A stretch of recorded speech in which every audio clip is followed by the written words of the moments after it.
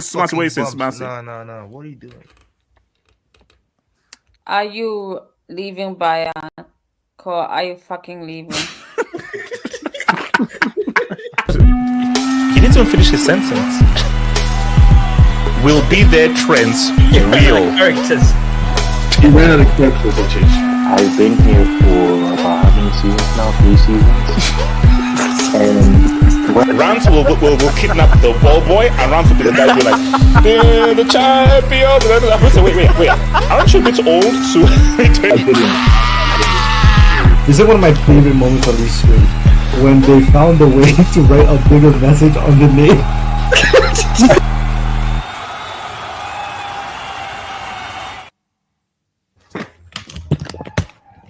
Yo. Shameless, HH. You're very shameless. Guys, this is going to be a feast. This is good feast because. Let's fix your mic, man. Oh, wait, is my mic messed up? Wait, can Yeah. It's static. Like it's not. Like it's scratchy and stuff. Wait. Like a walkie-talkie. Yeah, I thought you noticed in your video about LEP. Yeah, I noticed some. Wait, the mic is crazy. Okay. So basically, I'll fix the mic. Basically, things are going to get fine real. now, though. This is fine now. Okay, things are going to get real. Things are going to get very real, guys. This LEP stream, this podcast is sponsored by a White Russian, the best alcoholic drink in the world. And guys, we're going to keep it real. We're going to keep it real, and we're going to keep it. So those two things, those key things we're going to do. We're going to keep it real, and we're going to keep it a stack. We're going to keep it real, and we're going to keep it fully 100% a stack, because the truth shall be revealed. The truth shall be revealed, because everything I've said about this man, everything that I've talked about that people have insulted me about, have denied me, everything has now come to pass here. And it's very good that both Sam and your boy Elijah are here, because this could be it. This could be, because see, that's like a separate conversation, because Don't forget me too. What are you talking about? Elijah and Sam specifically, this could be huge for you guys in terms of what could happen. But guys, we're going to talk about it. So guys, we're going to discuss PEP. We're going to talk 5 L's in a row. Guys, we'll talk about Rodri. Guys, I'm very happy to have a BTEC Zubimendi the discussion and of his role in all of this. And it's time for us to have a real dissertation on who Pep Guardiola is and whether we've been lied to and he's actually truly a fraud. Because I do believe that we have been lied to, and this guy is fraudulent. He's been fraudulent. So we're going to address this and everything right now. So remember, guys, like the vid, subscribe if you're new, and if there's anything you wish to add to the show, please feel free to send in a Dubinsky. Remember, your super chats and your Dubinsky's help to keep this channel growing and help to keep it. Where I don't see any City fans. Where are the City fans? I don't understand. It's a bit crazy. Who's gonna defend Pep? That's crazy. Yeah. It's look, bro. The City fans coming in here, what are they even going to say? What's there to even say, man? Oh, you know who should be here. Do you remember Rob? Where's Rob gone? You remember Rob the Spurs fan? Oh yeah, Rob, yeah. Man? Like imagine what he'd be saying now. Okay, look. Let's start with it. Actually, no. I want to first go over to Sam. Well, I'll just fix the mic. So Sam, let's just start very simple, and then we'll basically build up. Is this the beginning of the Pep exposure season, or are 5 L's in a row an anomaly? Talk to me.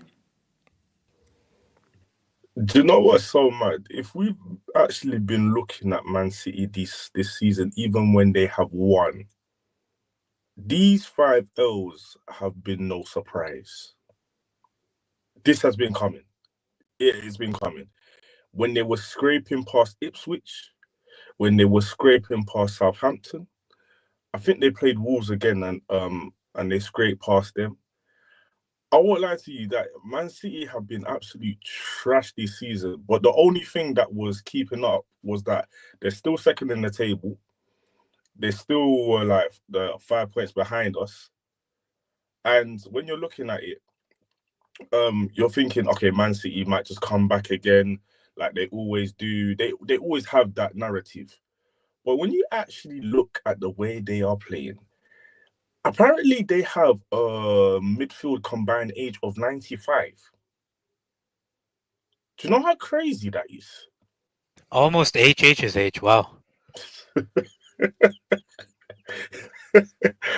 That's neither here or there. But again, I feel like Man City, they've messed up. But let me throw this in for you. Is there a Rodri tax here? Don't HH. I will say there's No.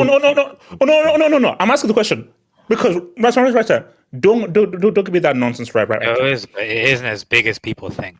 I would say there's 40%, 60% Man City's fault in not replenishing the players that they needed to get and to remove out the club. I.e., Gundogan he's seen his best. He's past his best days.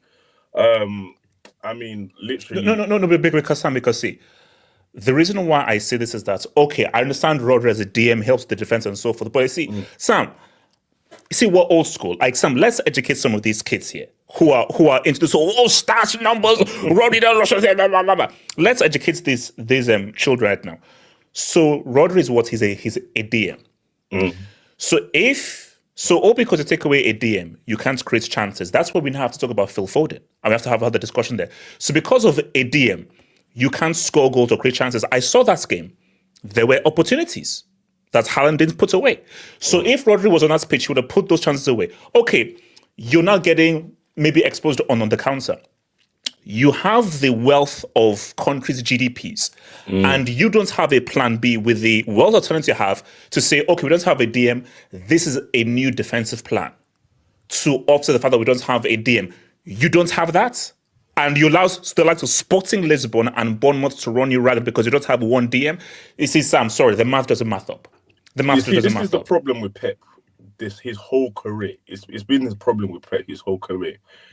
Pep can't. Let me just actually. No, Sam, please. I think I know where you were going. Go there. Don't say please go there because this is full of exposure. Because Sam, I know where you're going. Say it, because we know it. Pep probably has the worst in-game tactics in the Prem. He cannot switch it up. Can never switch it up. As in, I'm actually very confident, even if Man City next week play better than us, I'm actually confident that Slot can change it up so we can end up winning the game. That's how stubborn Pep is.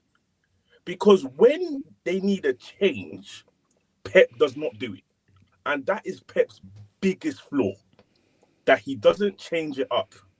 He doesn't see that, okay, do you know what? My tactics might be found out. Do you know what? No, Sam. I'll translate for you. He doesn't have a plan B. Oh, 100%. He doesn't. And Sam, let's go further. If you don't have a plan B, how good of a manager are you? Because isn't the whole point of the manager is this is my plan A, my plan B, my plan C. Okay, this is not working. Okay, plan B. Okay, plan C. Okay, guys, switch up. So you have several different plans. And if something doesn't work. And that's the thing. Pep has, over the years, has been spoiled with, like, of course, he can't help going into teams, having money, this, that. But you've been spoiled. You've been spoiled of having everything that you want. I'm not going to lie to you. Work with, Rico Lewis. Work with these guys that you probably won't have in your first 11 if you had all your players available. Work with it. Manage the team. Manage the team. Coach the team. But he can't do it. One player goes out and it all goes to a mess. Man City could never defend. It was up to other teams to actually say, do you know what? We're actually going to go at you. We're going to run past your midfield because your midfield is old. And actually put it on you, put it on you and actually attack. And now more teams are doing it this season because they smell blood. But guess what? Pep can't change it. Pep can't see it. No, because okay, let's even discuss the whole Rodri thing. Is that what does Rodri provide? Control. Exactly. Because he can keep the ball, he knows how to intercept, and is a measure of control. Okay, so Pep, you're saying that if you can't control the game and control possession, you lose 5 times in a row? Mm-hmm. So for me, this is not about Rodri. This is about, then you're a trash manager. So, because there are coaches who I know that they can win with possession, and we have possession because without possession is we know how to defend and we know how to counter. Thank you. That's the issue is. Bro, what are we doing here? It's so easy to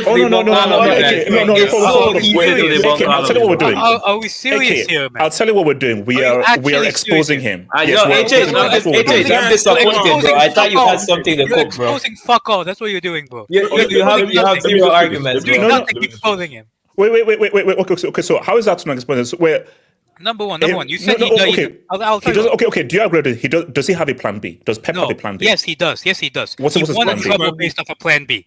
He won a trouble based off his first plan not working, and he changed it up to win a trouble. He literally won a trouble based off a plan B. That's not a plan B. That's getting a striker. That's not a plan B. AK, what are you talking about? So, AK, you're really trying to tell me that treble winning season is drastically different from what he's been doing for most of his career. That's a tweak. I'm sorry, HH. I'm sorry.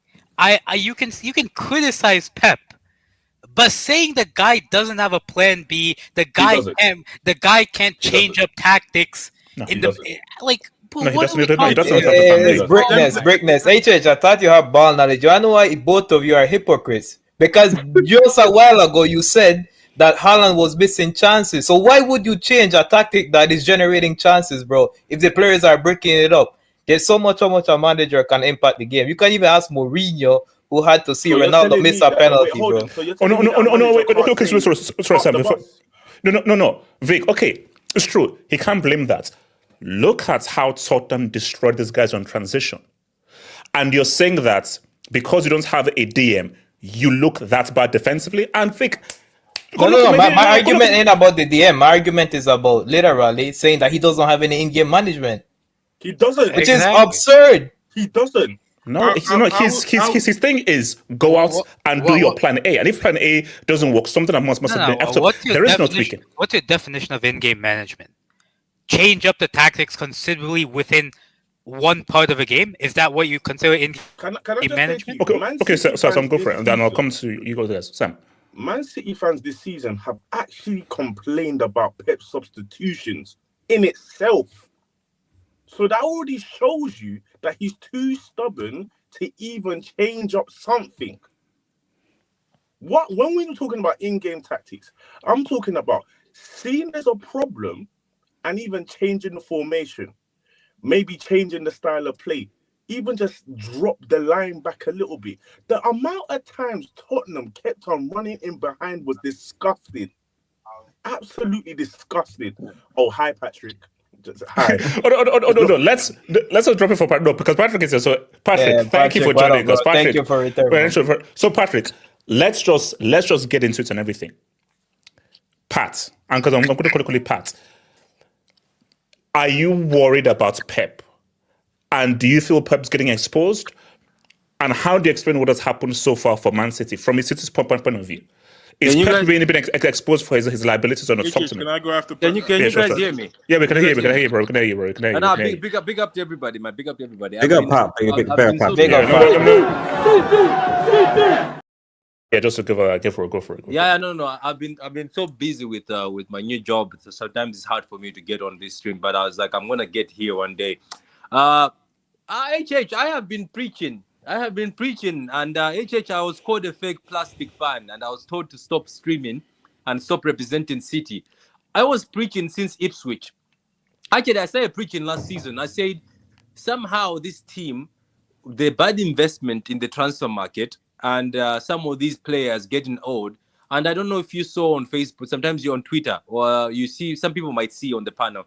I got attacked when I made a statement saying after KDB got injured. I was like, there's time we're gonna have to stop relying on KDB. We're gonna have to invest in somebody younger. While KDB is here, have somebody young and put KDB on the bench sometimes. And then some City fans got angry. They made spaces. They called me out, saying, "Where's that fraud? He has to come out." Now it is what it is, man. You sell Alvarez for 90 million and you don't bring anybody in, even though Alvarez was being given names, being insulted just because he's from Argentina and he's not one of the locals. It is what it is, right? Like, look at the team now. I said against Ipswich, I played against Ipswich. You guys on the panel, you watched City this season. We were conceding every 10 minutes, 5 minutes. We conceded 40 seconds against, what was that team? For Brentford, 40 seconds. And then Ipswich, within a minute, they scored against City. But City managed to come back. But when you watch that game as somebody who watches football, you knew there's something wrong here. And you know what? Somebody mustn't come here and say, oh, this is because of Rodri. Rodri was just a plaster. You know what I mean? I don't know if you understand what I mean. He was just a plaster that was hiding issues. Because this team started getting a bit old. Bernardo Silva, what has he done ever since he performed against Madrid in the Champions League? I'll wait. Somebody tell me on the panel. Nothing. Bernardo Silva just runs. All he does is start up the heat map.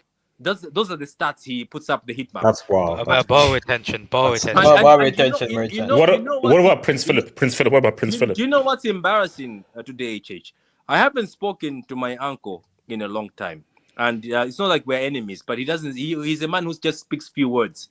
This man is a Tottenham fan, and I don't know how he ended up as a Spurs fan. He was in South Africa, then apparently Spurs came and visited South Africa, so he ended up loving Spurs. But I've been dunking on him for years. He sometimes just answers my text and says, well done. When he dunks on us, he never shows off because he knows he has no trophies. This man called me for the first time on a video call. And this man told me that, Patrick, between us Africans, I am going to tell you this. Your club has just sold their soul to win a Ballon d'Or, and that's the last trophy you're going to win as a club. That's what he said. That hurt me. That's coming from a Tottenham fan. He said we sold our soul for that Ballon d'Or, and that's why a City player won a Ballon d'Or, and it never happened. Hold on. But aren't you a bit worried that, yes, despite the injuries, KDB getting old, that with the amounts of money that has been invested, Pep doesn't have a plan B to still be able to navigate these matches tactically? It's not, HH, it's not even about the money. The money has brought trophies. The trophies are there. The issue, HH, is, do you know sometimes when they say a godlike complex, I don't know what they call this yet, they say that word where you think you're untouchable.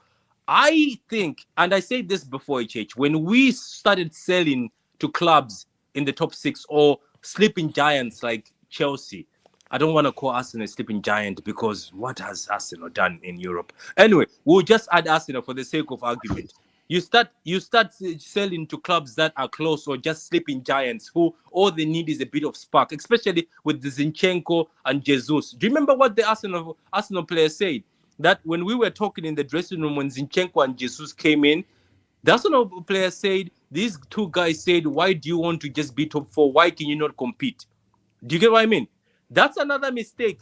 That's why Fergie was greedy. Fergie made one mistake. He gave us Tevez. What happened to him when he gave us Tevez? Tevez dunked on him, and what happened? Things changed. This behavior, HH, where we're like, oh, we're too cocky. I know, HH, you remember this, and I have the text if you don't want to deny it. Do you remember when we sold Palmer to you? What did I say, HH? I said, you're going to thank me one day. And you're like, no, we've spent 45 for nothing. That is true. That is true. That is true. Are you sure? Are you sure? Patrick. What did I say, Red Devil? When we sold you did, Patrick. You did. I said you're going to thank us. And do you know what, HH, what happened? My own City fan base told me to shut up, that it's not about emotion. It's about investment. When we sold Lavia, I said, guys, we'd rather keep Lavia because this kid was handpicked by company saying this kid has potential. I know Lavia gets injured, but company said this kid, if you look after him, he can be one of the best midfielders. All I'm saying is, HH, Pep Guardiola and the Man City board came to a point where they thought they were untouchable, selling to rivals, saying we don't care who we sell to, selling players. They don't even beg players to stay. The only player they begged was Bernardo Silva because Pep loved No, but Patrick, you said stuff.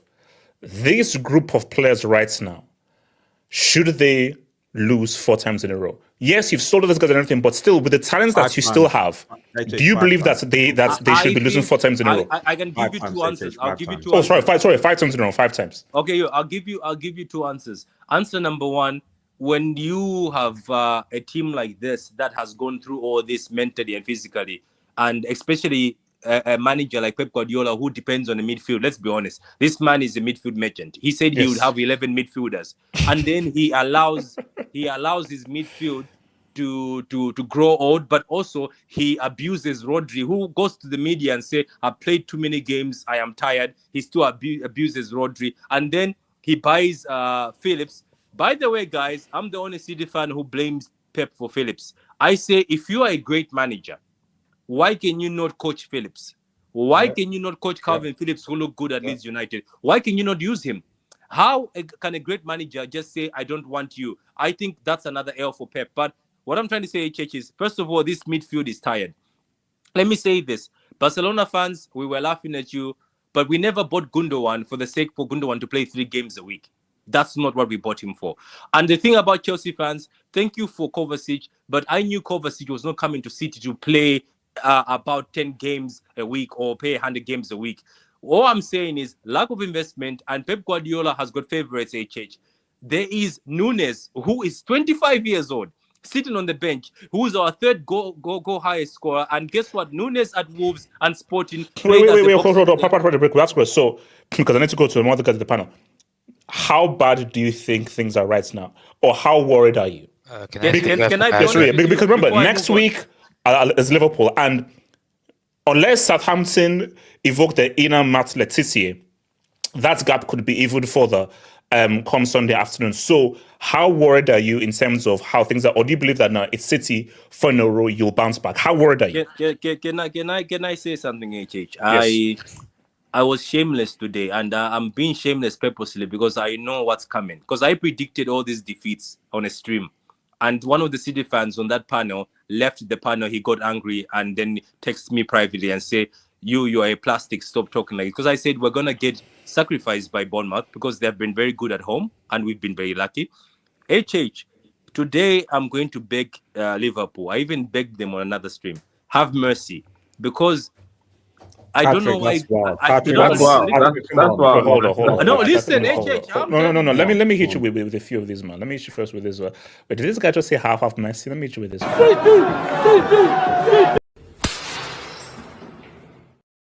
Have Messi. Okay. You've won 4 in a row. Have let Messi. Me explain. HH. Have Messi. Patrick, wait. Are you on that coot? No. Are you on that coot? HH, let me explain. Do you know the football gods, right? They'll punish you. They can take years to punish you. I think Pep Guardiola is a good manager. But that statement he made that he destroyed football, the football gods have been waiting for him to destroy him nicely. HH, Man City right now, right? Or Man City in general, even at that peak with Rodri. Our biggest issue is counter-attack teams, and our biggest issue is teams who are good in transition. Do you know what? No, Patrick, not you. Pep.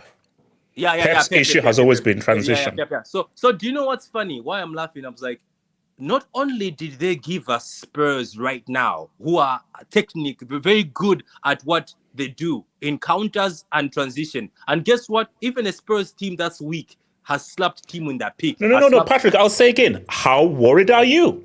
Yeah, or are you not worried? I'm about to get there. And then the football god said, no, Spurs is not enough. Let's take you to Anfield where you've never won, and at Anfield, the specialist of the fans are behind them. And let's take you to Anfield to a team that when they were at the low moment, HH, we took advantage of them and slapped them 5-0, and we were laughing and celebrating in their faces all 5 goals. I am saying Salah and Diaz, please have mercy. Because I think Salah and Diaz, imagine if Diaz right now, who's in top form, HH, he crucified Walker at the age of 30 or 31. Walker is 34. What is Diaz? Look, hold on. Patrick, don't beg. No, but it's okay. Look. Hold on. Let me come to Artist and then to AK. So Artist, talk to me. Pep. Okay. Alex, explain this. Hold on. Just give me 2 seconds. Sorry, 1 second. Just give me 2 seconds. I need to just share something. Oh God. Just need to share something. HH, come to me next, please. Sorry, okay. 1 second. One second. Just Okay. Okay. Can you see that? All right, sure. I want to start here. Oh, okay. So for people who are listening, it's an image of Fergie, and it's like a tweet. 1,500 games, 26 seasons, never lost 5 games in a row. Look how far you have to stretch for that stat, bro. I need to start there, start there because, I was seeing a lot of this. I think especially when he signed the contract, I was seeing a lot of disrespect for Fergie going around from a certain analyst, but also amongst the crowd. HH said that. No. Look, see, but artists, in my defense, as much as, and I still back up everything about artists, go look at that video. One thing I said that I don't believe Pep will ever beat Fergie in is Dodd and Doy. In terms of, I can make average amazing. Pep can't make average amazing. Pep has to have amazing players. This is the thing. That's why when some people say Pep's the greatest coach, I go, well, so Alex Ferguson won a Premier League with Phil Jones and Smalling as centre backs. You know what I mean? So like, whereas people are saying, oh, because Stones isn't fit, because Diaz, because Rodri, because blah blah. This is why it's like, no. Let me be. Listen, at the end of the day, and I don't know whether this has anything to do with 115. I've got no idea. I've got no. I don't know. All I'm. Yeah, I mean, Hamza never won 4 times in a row. Yeah, I see. But then you can also make the case. You can also make the case, Hamza. In fairness, like Fergie never had a country's GDP to spend to get those 4 times in a row. Despite that, have Fergie tax. No, we're talking. No, because see again, my thing here is people are saying like, oh, we're too harsh and everything, but I just find it odd because what I've always said about Pep is that I'm pretty sure as a coach, if you don't give him his specific players, this guy's garbage. Also, make no mistake, Fergie did do three in a row back to back. So like, yes, okay, he didn't do 4, but he did won it 3 back to back, and he won obviously the 2 Champions League. But regardless, at the end of the day, like, listen, I'm not going to be here and say that Pep Guardiola is the worst coach coming. I'm not going to say that. I'm not going to say that. No, I do respect Pep Guardiola. I do. But I've always said that this when people start saying that this dude is somehow the greatest coach to ever grace football, and every single other manager must sort of bow about this dude's feet, despite the amount of investment and the structure and everything, and the amount of quality players that you've had at your disposal, the structure that at the respective clubs, etc. Things been handed to him. Like the idea that you're in a situation now where you've got a couple of injuries, you're not in best form, as you need to now actually provide some in-game management to turn things around, because 5 games lost in a row is no joke. You can't do anything. Patrick makes a good point about Calvin Phillips as well. Like, okay, yeah, go and fight another. Like, you've got a player there who could potentially play that position that Rodri's playing. Why don't you use him? Why don't you help him? Why don't you improve it? Have you seen what Calvin Phillips did? These guys at West Ham. The guy went at West Ham. It was a bomb. The guy's a substitute. The guy played. I watched him for England at Southgate, and he was fine. So he was fine. So like, and you could also make an argument that like maybe that was a confidence thing. Who knows? I don't know. The point I'm trying to make there was that this, like, I don't really understand why everyone gives Pep Guardiola the excuse that he doesn't have his particular player, or this particular player isn't good enough, etc., etc. But with other managers, we say, well, that manager's trash, that manager's good enough. No, because the trash I'm seeing here is that, oh my gosh, if you took away a DM from a team, you would collapse. I'm like, it's like, it's as if you're talking to a moron. So a team that has the wealth of a GDP, because you don't have a DM, you lose 5 times in a row. That makes no sense. We don't give these excuses. People didn't give these excuses to Ferguson. They didn't give these excuses to Mourinho. They didn't give these excuses to, not giving these excuses to Ancelotti or any other manager that says because this player doesn't get this player, therefore they're not functioning. Like, and also just that's crazy, bro. I can't wait to touch a Mourinho debate, bro. Wait, and also just add quick. Tottenham didn't have their 2 starting centre backs today. Yeah, Tottenham didn't have the 2 centre backs, but no one's talking about. See, here's the thing: people are talking more about Rodri's not here than Spurs are missing their 2 starting centre backs. They even subbed Son. That's how easy the game was. No, Son was one of Tottenham's worst players. But you see, my thing though is that, and this is the key thing, what I said. Pep, if you don't have your specific players, can you still do well? So we've always said, oh, Pep, you're the greatest, you're the greatest, you're the greatest. Okay, isn't the mark of a truly great manager where things are not ideal, but you manage to create a tactic in order to win games without everything being ideal? Pep has only succeeded when everything is fully ideal and he has all of his players. There's never the case where, man, look at what this guy did with all the injuries and all these guys missing. Let's be real. Pep succeeded because Lukaku couldn't finish. That's why Pep succeeded. If you want to keep it a stack, it's Pep succeeded because Lukaku couldn't finish. Inzaghi outcoached him. He outcoached him in that game. But but he got to okay, fine. Okay, put him to one side. Now, put that to one side because I'm working actually and get back to work actually. Like, do I think that this is gonna derail City's film? To be honest, I'm not entirely sure, because obviously we have seen the script before, but because other clubs do not have the same squad depth that City have. I'm not gonna be saying here that but let's keep it real. Now, I still believe City will win. Now, I think so. That's good. So let's just say, just for argument's sake, if Liverpool beats Southampton and Liverpool beats Man City next Sunday, are these things looking tricky? It looks tricky, because I think that if you're 11 points clear of your rival going into the busy Christmas season, let's keep a stat. I'm sure some agree. Like Liverpool, it's not like Liverpool so far been inconsistent. They're top of the Champions League table for a reason, and they're top of the league for a reason. So it's not like they've been inconsistent. Can they drop points? Of course they can drop points, but this is not a Liverpool side that so far is showing inconsistencies. They're winning their games, and they're winning their games, sometimes comfortably, sometimes just about, but they're still doing it. So the emphasis will be on a Manchester City side who maybe might make some transfers in January, maybe not. I'm not entirely sure, to make up the points. And you obviously, you've still got Arsenal, you've still got Chelsea potentially in the mix that could cause things and do things like that. So I know what this means. This could also maybe be the 115 coming in. Is there something going on behind the scenes? Nah, stop. If that happens, can I speak after you? If City do 5 in a row, okay, I will officially say that Pep is officially better than Alex Ferguson. He's already clear of him. I will come up. I'll make it clear. I'll come and say. So if he does 5 in a row, then you will fully admit that he's better than Fergie. I will. Ideas. Can Fergie watch the 2011 final? Sorry? I don't think so, bro. Can he watch that? No. Bring up. Yeah, people bring up the 2011. Wait, can he watch it without shaking though? That's my question. Let me address that, because it's so funny when people, because it ties into my points, because the people watch that, they never actually. I always ask, do you know what team played? Do you know what team played that Barcelona? Yeah, that's team. How about 2009, homie? You got 2, bro. Give me both of the example.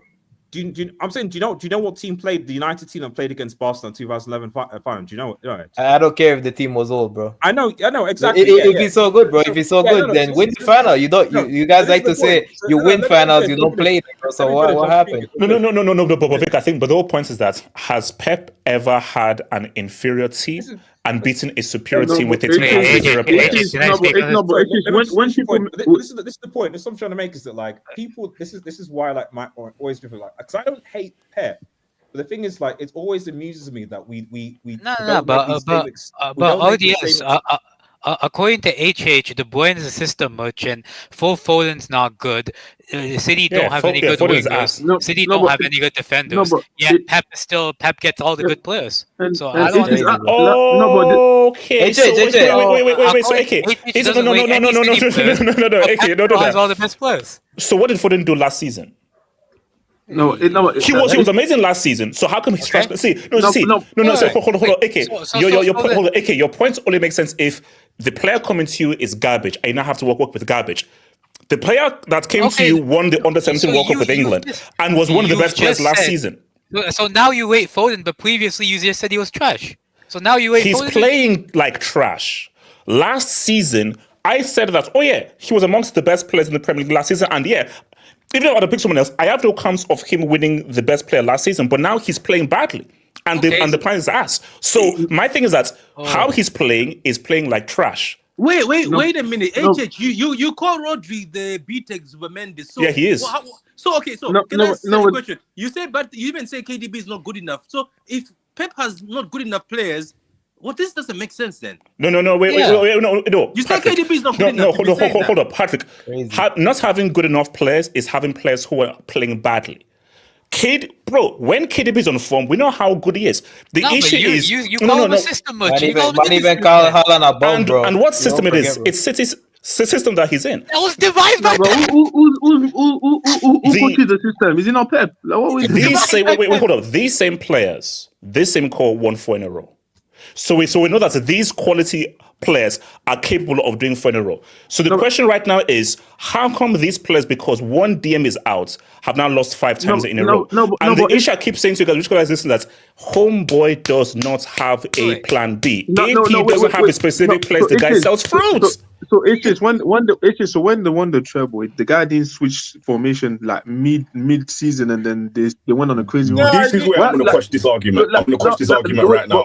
But quickly, like people are acting as if because people are having this convo now. In the summer, if this guy wins again, you guys are going to be crying all over the. Oh, but it's so baby. 115. Like you guys need to stop this, man. You guys be doing that. Wait, hold on. Let's take some Dubinsky's and I'll come to you. Let's take some Dubinsky's. Shout out to your boy Wink. Funeral food is always delicious. RP to shout out to your boy Wink. Shout out to your boy Wink. Shout out to your boy Kabal. Thank you for the LEP lives. Fergie and Mourinho needs respects. Yes. Pep ain't winning with UCL with FC Porto, guaranteed. That's not happening. Yeah, cause you don't know why Pep doesn't need to lower himself, bro. Because unfortunately, big clubs. No, let me speak. Unfortunately, big clubs wanted to sign him historically. Mourinho never evolved past the game, bro. Vic, it's called being fortunate. You fortunately fell into a team that had one of the greatest players of all time. Bayern Munich, then? No, but let's be like your ideas. You act like you wanted to get rid of. Hold on. Let me so Fergie won the league, comfortably playing 8 centre halves in matches and still winning games. Rodri FC. Shout out to boy Josh. Liverpool are going to ruin these guys next week at Anfield. Eternal bliss. Man City getting validated like I can't say that, man. I can't say that. No, see, look again. Look. Let's see what happens against Southampton. Because with Liverpool now, that is a crucial game because you have to make this work. Let's see what happens against Southampton. Then we'll now talk about Sunday. Because honestly, right now, Liverpool, because guys, that's a whole different discussion. Don't let Amber Rose win the Premier League in its very first season. Don't let Paris Hilton win the EPL in its very first season. Don't let Rose Monroe or Vanessa Blue or Lisa Ann win the EPL in this very first season. Don't let that happen. Please don't let that happen. Shout out to your boy Blaze A. Do you understand how British Man City are for them to be the only team to lose 5 in a row in all comps in the league that has Southampton, Leicester City, and on? That's crazy. That's crazy. That's crazy. That's crazy. Shout out to the Don. Both can be true. Rodri's absence is definitely showing because he hid so much from this midfield. But Pep has no excuses. Him not adapting is bad on him. And guys, it's as simple as that. Adaptation. How do you lose 5? Because I'm sorry, because you guys are escaping the obvious thing. We know how much these guys spend. You know that you have something of a GDP. One DM ain't available and you lose 5 times in a row. And you get packed up by Angie Martinez 4-zip at your crib. Sorry, the math doesn't matter. These guys are telling me about in-game tactics. What are we talking about here? Sam, these guys are talking nonsense. These guys are coming absolute nonsense. Seriously, fluent Japanese. Hold on. Let me hold on. QC8. All the extension hype to get slapped by 4 at home. That's crazy. That's crazy, bro. That's crazy. Shout out to boy Hamza, man. Only silver lining for Man City is that it's November and Liverpool haven't had a poor spell yet. True, which they will inevitably have. City go on a long? Why will Liverpool inevitably have a poor spell? They will. No, come on, they will. Like, okay, come on. Like, this ain't a 99 points team. Like, Liverpool are going to have a run where, okay, draw, loss, draw. But here's the key thing. If they beat Southampton and they beat City next week, that is a great buffer where a bad spell can help you through that. That is why if the win is next week, no, they will come on. They're going to have a bad spell. That's going to happen. But are they going to have a poor spell where they lose 5 games in a row? No, not 5 games in a row. But they'll have like draw, loss, and then maybe win. So maybe they'll have like 3 games where it's maybe a draw, or a draw, loss. So So that's still like a basketball where you're not really winning games and you have a hand to win games. Liverpool, to be honest, I think that we're just right. Anyway, I will get there. Shoke, AK, talk to me. Can I go up there again? Yeah. So what I've gotten from this is that Pep is a coach that only relies on quality players and doesn't have a plan B. So, number one, I'll get to the Pep criticism later because there is some legitimate criticism of Pep you can have this season. But number one, HH, you have said this. It came out of your mouth. Did it? Yes, it came out of your mouth. Allegedly. No, allegedly. It actually did. I better not hear anything about De Bruyne being a system merchant ever again. I better not hear anything about Bernardo Silva being a system merchant ever again. I better not hear anything about City players not performing internationally, only performing for their club ever again.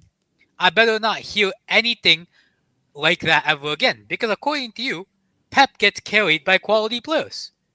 So I better not hear you saying anything about City players. I better not hear you calling any City player a system merchant ever again. I better not hear it if you say Pep is being carried by quality players. That's number one. That's my whole point about this Pep thing. Because you can't first say this guy gets carried by quality players and call the players he has system merchants. It doesn't make sense. But there are some criticisms of Pep I will have, especially this season. Number one, you cannot play a midfield of Kovacic, Rico Lewis, and Ilkay Gundogan and not expect to, get rolled over by teams. There has to be some sort of, Why is he playing that midfield when he has a GDP spending budget? What do you mean? Okay, I'll ask it again. I think I'm speaking English, but I'll try again. Why does he have that midfield if he has a transfer budget of a GDP that President Tinubu borrows sometimes to help his country? Did you just hear me? I was just criticizing him for that. Okay, cool. Did you just hear me? Cool. I literally criticized him for that. He dodged your entire point, bro. He dodged it. He think it's slick. The next time because I don't like your criticism because your criticism seems a bit too light. But continue. I'm not even fully into my criticism yet. Like, number one, okay, you cannot play with that sort of midfield because it doesn't work. I don't know why he hasn't learned from that. I don't know why he continues with that midfield. Number one. I mean, Mateus Nunes. That's one thing I'll go with Pep. Mateus Nunes. He's made Mateus Nunes flop. That's a big flop on Pep. And Mateus Nunes, I don't know why he's not working. On top of that, like because he's AK. Do you know what the funny thing is? AK, he scored the third best goals in the team. He's the third best goal scorer in the team. He's playing Nunes on the wing. Yeah, he's playing him on the wing. I don't know why. I don't know why he's doing that. Oh, bro. Nunes is, for me, he would be a perfect fit in that double pivot for Pep alongside Kovacic because he can actually defend well. He has good dual winning ability, and he adds something to that midfield that Rodri that is missing with Rodri missing. On top of that, the wingers. This is where I have a big problem with Pep. Brother, please stop playing Grealish and Savinho as a wing pairing, man. Doku, Grealish, Savinho, all these guys. Savinho has no goals this season, and HH was dick riding him because he has Salini and Tesh. I was Yes, you were. I was not whatever you just said, him and everything. You were. That's great. Next thing is ALA. Okay, don't you dare use that word with me. You were though. No, AK. No, I wasn't. Okay. I only do that with Rose Monroe, not another man. Please, thank you. I'm not done. This is also the same HH who gave Doku a 77% on his eye test ranking. The same Doku who this is basically the Brazilian Adama Traore. I mean, the Belgian Adama Traore. That's what he is. That's harsh. He's the Belgian Adama Traore. He's not good at anything apart from a shimmy, shimmy, yeah. And that's it. He doesn't do anything else. Shout out to ODB. On top of that, bro, Jack Grealish. No, AK, you made a mistake. AK, So wait, hold on. So I know what you're doing. Okay, I get it. It's the players, not Pep. It's the players who let them down Pep. I thought you just criticized Pep for buying these. I don't know, but now you're What going are to you the players talking about how Grealish and these guys. So sorry, continue. I get it. It's the players. I'm not criticizing him for buying players that suck. Like Grealish sucks, Doku sucks, and Savinho sucks, and those were all Pep signings. So ultimately, he's made a big mistake in signing those players. On top of that, bro, Phil Foden. Oh my god, man. This guy there isn't a bigger fall off from a player of the year than Phil Foden from last year to this year. So what do you think? How do you explain the fall off? How do you explain the fall off? How? I mean, bro, like for personally, I've not rated Phil Foden. You know that. But you know what I've always said is that, and this is why I tweeted that. Do you know on Foden's game? You know on Foden's gamepad, triangle isn't there. Yeah. Triangle does not exist on this guy's gamepad. That's the thing. How are you a number 10 and you don't use triangle? How? He's not creative. He just shoots. Yeah, he's a poor man's Marco Asensio. AK, have you seen the stats? Have you seen the Foden stats? Yeah, well, that have been updated. They say it's 9 games, no goals, 3 children. Excuse me. Nine games, no goals, 3 children. Hold on. Why they do that? Why? That's messed up, bro. I'm just saying that just updating. So wait, Patrick, you're telling me he's shooting at the wrong goal?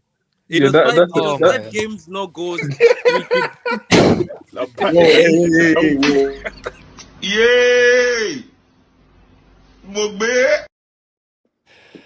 That's a crazy fall off. Foden, man, like, oh my word! Expected shot per game is crazy, man. Also, like if you just watch his games, like if you just watch Foden's game, you realize it's based a lot on long shots. Yeah, no, it's basically he shoots on sides. And long shots don't always, go in. There's not always this probability of a long shot going in every single time. So I think he just had a crazy finishing arc last season from that position that I just don't think he has this season. What the hell is going on? Yeah, okay, sorry. No. So wait, on FIFA, like, what's the buttons to do like a quick turn skill on FIFA? Like, is there a drop to the shoulder skill? Is it L1 or R1? It's L1, no?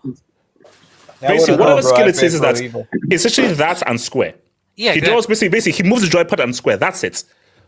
Square is the only thing that guy uses. I'm like, bro, like, don't use X. Don't use don't you tap circle, triangle? Come on, bro.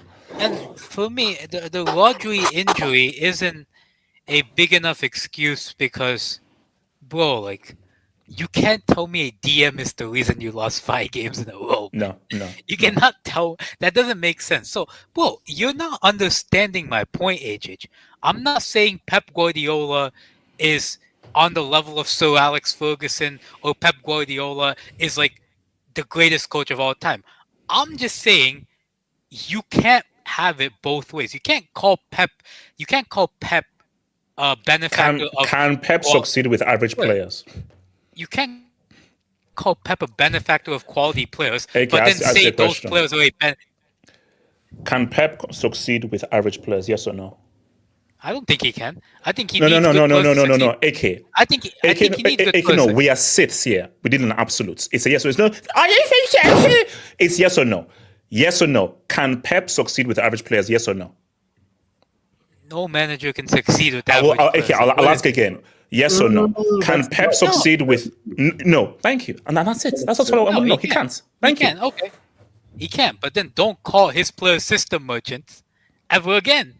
That's all I have to say. Don't call his players system merchants. How does that negate the fact that he couldn't... That he can't win with an FC Porto? That he needs specific players to succeed? No.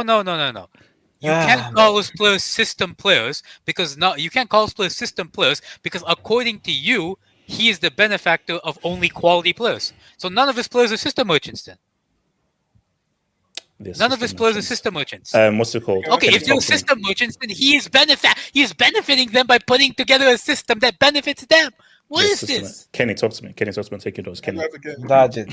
No, honestly, the way we're talking about the guys, as if the guys not won like 4 leagues in a row. We're talking about like some bombs. I know. Financially doping though, but keep cooking. No, whatever you might say financially doping, the guys spend money on decent players and players that work for it. Some of these players that Kenny, the guy can only succeed with specific players. He can't give him nonsense. He can't do it. With some of these guys that, especially some of these defenders that guys are calling some great players. Like, let's go. I'm sorry. A lot of guys that he bought were not like made players. He definitely improved a lot of the players that come to his club or the players that he bought. Akanji was 15 million, by the way. Akanji was 15 million. Most of these guys are called world class because they play for him, not the other way around. So, these guys Haaland was bad before he came to City then?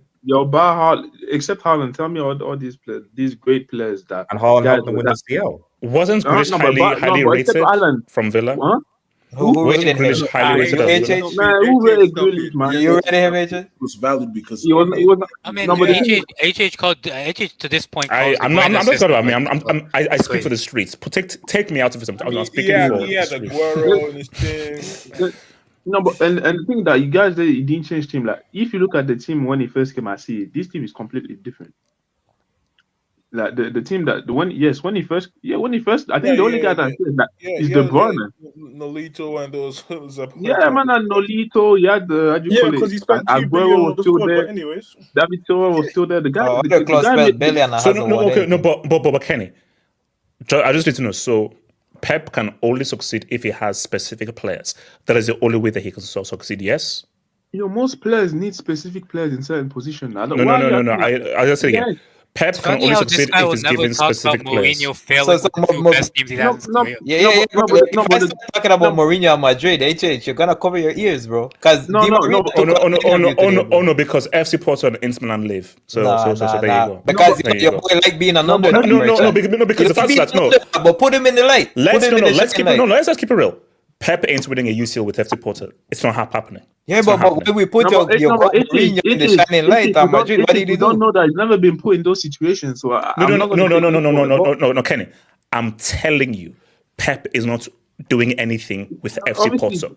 That's a fact. That's not a fact.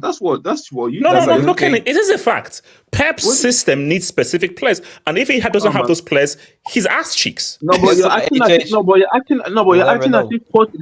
as if Porto can buy players, or as if like Porto didn't buy players. No, Kenny. That's my point. I said that. Remember, you're FC Porto. You don't have the kind of pull or the kind of money to attract the very best in the world like Man City do, Bando, and Barca. So if it's at FC Porto... What are you talking about, I can't just a bonzo from... Patrick, Patrick, but you still got Erling Haaland still. And you still got Mahrez after winning the EPL Paris. If you can remember at Barcelona, there was some bombs there that guys, it was like Isaac Cuenca and Adriano bombs there. Kenny, you're right. Kenny. I said what's that? Is it Messi, that guy? Useless. I know Messi, that guy was a bomb. My God. No, but you're actually Kenny, I'm agreeing with you. That shot at Insane guy. What's that again? Andres in the what? Oh yeah. Those guys bombed. I agree. How about Busquets and Pedro, bro? What about Busquets and Pedro? We're not gonna give him credit for that one. Yeah, but that anyways, that's besides the point. The issue is good. He's not gonna change his mind on that. But on the Man City, I do think that some of it is due to the. I'm not saying that people excuse. I don't think he should be excused because of no DM or whatever. I don't think that should be excused. That's not an excuse. Kenny, that's pathetic. No, that's terrible excuse. That's not no excuse. Obviously, the thing is that at the end of the day, you have a good enough squad. Like Man City, they have a decent squad. If you. Like Patrick said, you sold players. You sold the Alvarez. You didn't replace him. You didn't. Rodri has been telling you since that the guy needs rest. You haven't bought players to replace him. Now you're paying the price. I think Kovacic got injured till December, so now it's like this midfield issue that you have to fix it quick because you have no Kovacic there. So now you only have Rico Luis, Gundogan, Bernardo Silva, and Matheus Nunes that are midfielders. And you know what, Kenny? Do you know what's funny about Pep Guardiola? This is what I agree with HH. Pep Guardiola is a psycho, HH.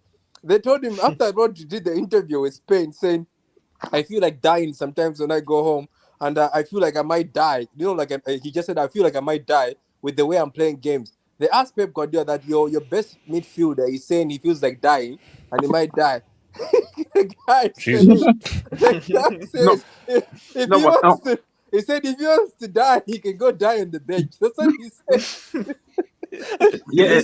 Kenny, Kenny, what I need to hear from you is that why does Pep Guardiola keep on insisting on the same tactics if his midfield is dying and his defenders cannot defend? Obviously, you know, managers like Guardiola, they have a certain philosophy. They're not like, so he has a certain way he wants to play. So he might change the tactic, but the philosophy. But he doesn't have a plan B. But he doesn't have a plan B. It's not about a plan B. He might have a different system, but at the end of the day, the philosophy is the same. Kenny, does he have a plan B? Yes or no? No. So if for you, if plan B is doing some counter-attack football, it's never going to do that. You can change the system.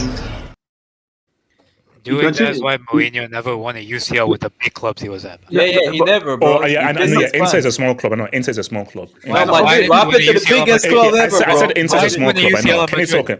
No, don't nudge Madrid, bro. We're going to talk about Madrid. It's a small club. Inter Milan is a small club. Wait, can I ask the panel before I go? I just want to ask one question to the panel.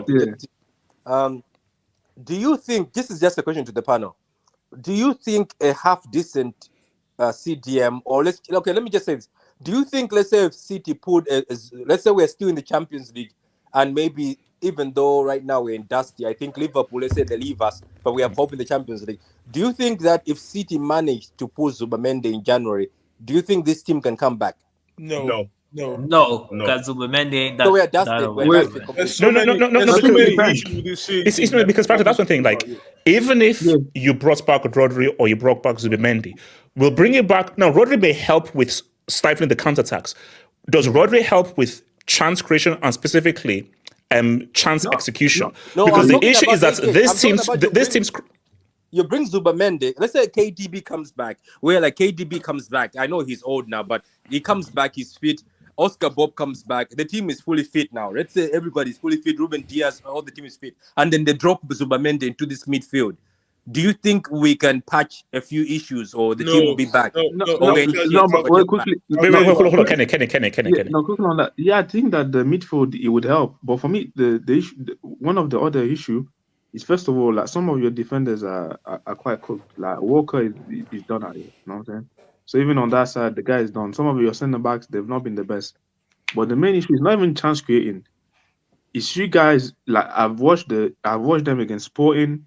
And this game, like the amount of chances Man City miss is crazy. If Haaland does not score, I'm sorry, your second top goal scorer is Kovacic, and after him is like Nunes and like Guardiola. Like, I'm sorry, like now we're actually speaking about the real thing. Like, I'm sorry, even if if you watch today's game, like So hold on, so Kenny. So on that though, is it down to the players underperforming? Or down to Pep not creating a system that allows to create more opportunities for other players? No, that's on the players because they create chances. How much like even today's game, they should have scored at least 2-3 goals. Like let's be real, like that's they should not have lost for. Honestly, how Spurs didn't concede these goals. But they're also not in subject, Kenny. But City are also conceding more chances than they are. Like I remember the Bournemouth game versus City. Bournemouth could have also had 7. And also so my thing, so that's all chance thing. Goes, So this goes to the coach. So yes, a lack of a quality DM may lead to that. But at the end of the day, I'm old school. There's a thing called defending. There's a thing called marking. Look at that first Tottenham goal. That has nothing to do with the Rodri. That's to do with marking, organization, and organize your defensive line. These defenders haven't ever been that good. Yeah, that's why I'm saying that Rodri is not the sole issue. Like I said, Rodri is part of the issue. Like I said, the defenders have been underperforming. Like I said, the Walker, even the centre backs, they've been underperforming. And the attack, if Haaland does not score, I'm sorry, all the other attacking players, as of now, I don't fear any of them. Because Foden, the guy is falling off a cliff. Savinho, I'm sorry, the guy is a nice dribbler and all that. My man is not scoring no goals. Let's not even talk about the Belgians. I don't even think he can cross the ball, bro. And when I'm looking at their wingers, they used to have guys like Mahrez. You can shit on Sterling all you want. At least this guy can score goals. I'm sorry, when I'm looking at guys like Doku, Savinho, like these guys, nothing. Grealish is a foul merchant. The guy is there to concede fouls. That's no, what hold on. So, because this is the same thing that we have for Arteta. People are like, man, look at this guy and everything like that. And some Arsenal fans critical of Arteta said that, okay, you can say that the players are trash. Who bought those players? Now, if you came into the club with those players, that's cool. But if you are the manager and you vouch for these players who are underperforming, that's down to you because you vouched for them. No, I agree. Like, with the certain point, I agree with that. But for example, if they were not put in certain position, I would agree with that. But yeah, you can say you made a mistake. For me, Doku, you made it because if you look at Doku was never a prolific type of winger. Even in the French league, the guy missed quite a lot of chance. Obviously, he has not improved. Like, but you know, the thing is this, look, see, because this is the thing that we're missing on. Sure, because Samuel, I know you want to say something. Is that 4 in a row? That takes a lot. 4 in a row. Yeah. And if you think back to Fergie, do you know? I think Fergie had about 3 or 4 different systems and teams. He rebuilt, rebuild, renew. So he built like 3 or 4 different teams. So there's a massive question of Pep. Can you rebuild a new team? Because what you're seeing right now is what normally has after a 3rd season, even a 4th season, is people. That's training, they start hitting a brick wall. And what players need is we need something refreshed and a whole refreshed view. So my thing is that we say the players are underperforming, or is that we've been doing this stuff for so long, we've hit a creative footballing brick wall, and we need you to refresh us and re-energize us. Because this team just seems like they're not re-energized. Okay, and then come to you, Sam. Yeah. But yeah, I think that let's go like, and sooner or later, I do think that was going to happen. Like 4 in a row, like I said, it's never been done. And even when they hit 2 in a row, that season when Liverpool won the league, like Liverpool won the league by quite. Obviously, they had 99 points, I think. But Man City did underperform as well, quite a lot. So I'm not surprised. Like 4 in a row, like there's mental fatigue that comes into a lot of these players. Maybe that is true that the way Pep maybe coaches, maybe some of these players, cool, he's been 4 in a row. They might have a down season. That doesn't mean that all these players all of a sudden are bad and stuff like that. So obviously, I think this season they might have maybe a down season, and maybe next season. I do think that a lot of the transfers so far they have not panned out. Okay, like, so let me quickly hear from Sam. I'll take some dozen. I'll come to you, Elijah, then Bearman. So Sam, I was going to say quickly is that I feel like with Man City, and maybe Patrick might agree with me on this. There's a lot of things that go into this factor, and it's like a perfect storm that's literally just hit Man City. But the thing about it is that Pep loves his midfield. Now, when I looked at the starting lineup for Man City's midfield and then for Tottenham's midfield, I already knew that Man City were going to get cooked. Tottenham had Basuma and Sarr. Now, what are Basuma and Sarr? They're very good at. They're very athletic, and they're technically good on the ball. Look at the last game. I think it was against Brighton. As soon as Belieber, who came on, changed the whole game.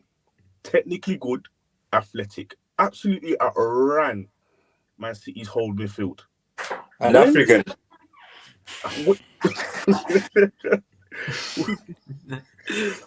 Literally, when you have midfielders that are getting run through that regularly, Pep, at a point, when do you help your midfield? Maybe sit it back a little bit. Maybe not press as much. Maybe do something else.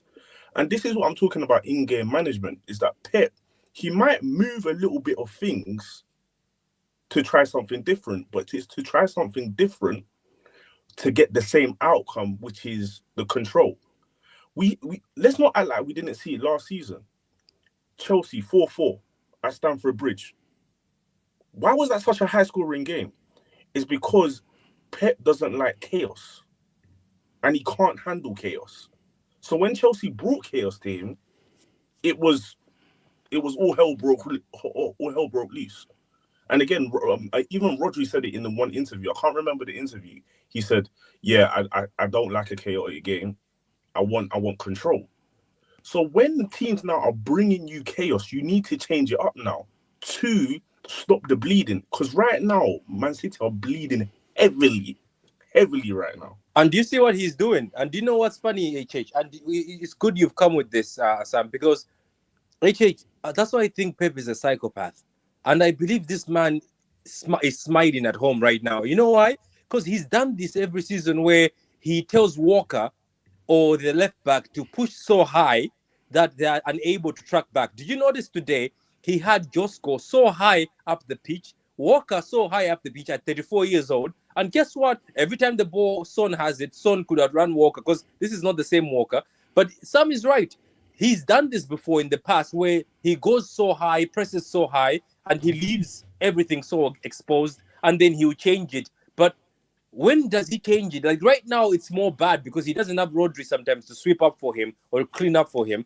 He did it before with Gundogan. When we played Gundogan as a CDM, obviously Gundogan was younger, but he saw that with Gundogan, I can't do what Fernandinho used to do. He dropped the line a bit, and we actually were solid. But he doesn't want to do it this season. And do you know what's funny? He, instead of playing Nunes and Marketing, who's played 1 minute for City, by the way, who he bigged up, and Pep is a psychopath. He said Marketing is the best midfielder to go into spaces. And do you know what, HH? This guy is a psychopath at the point where he took pictures with Marketing's parents, told them that he's going to look after their son, and he's played him 1 minute this season, and he's kept him. And Marketing wanted to go on loan, and he refused him. And guess what? I don't know when he's going to learn, but I'm telling you guys, if Pep Guardiola continues playing this high line and playing the way we're playing, but he's not going to change. He's not going to change. Okay, wait, hold on. Let me get some dubs and I'll come to you later. So shout out to your boy, Blaze. Who is Lisa Ann and why do you know those names? No comments. Shout out to English Talents FC. Said in August, Gundogan screamed Woodward panic buy.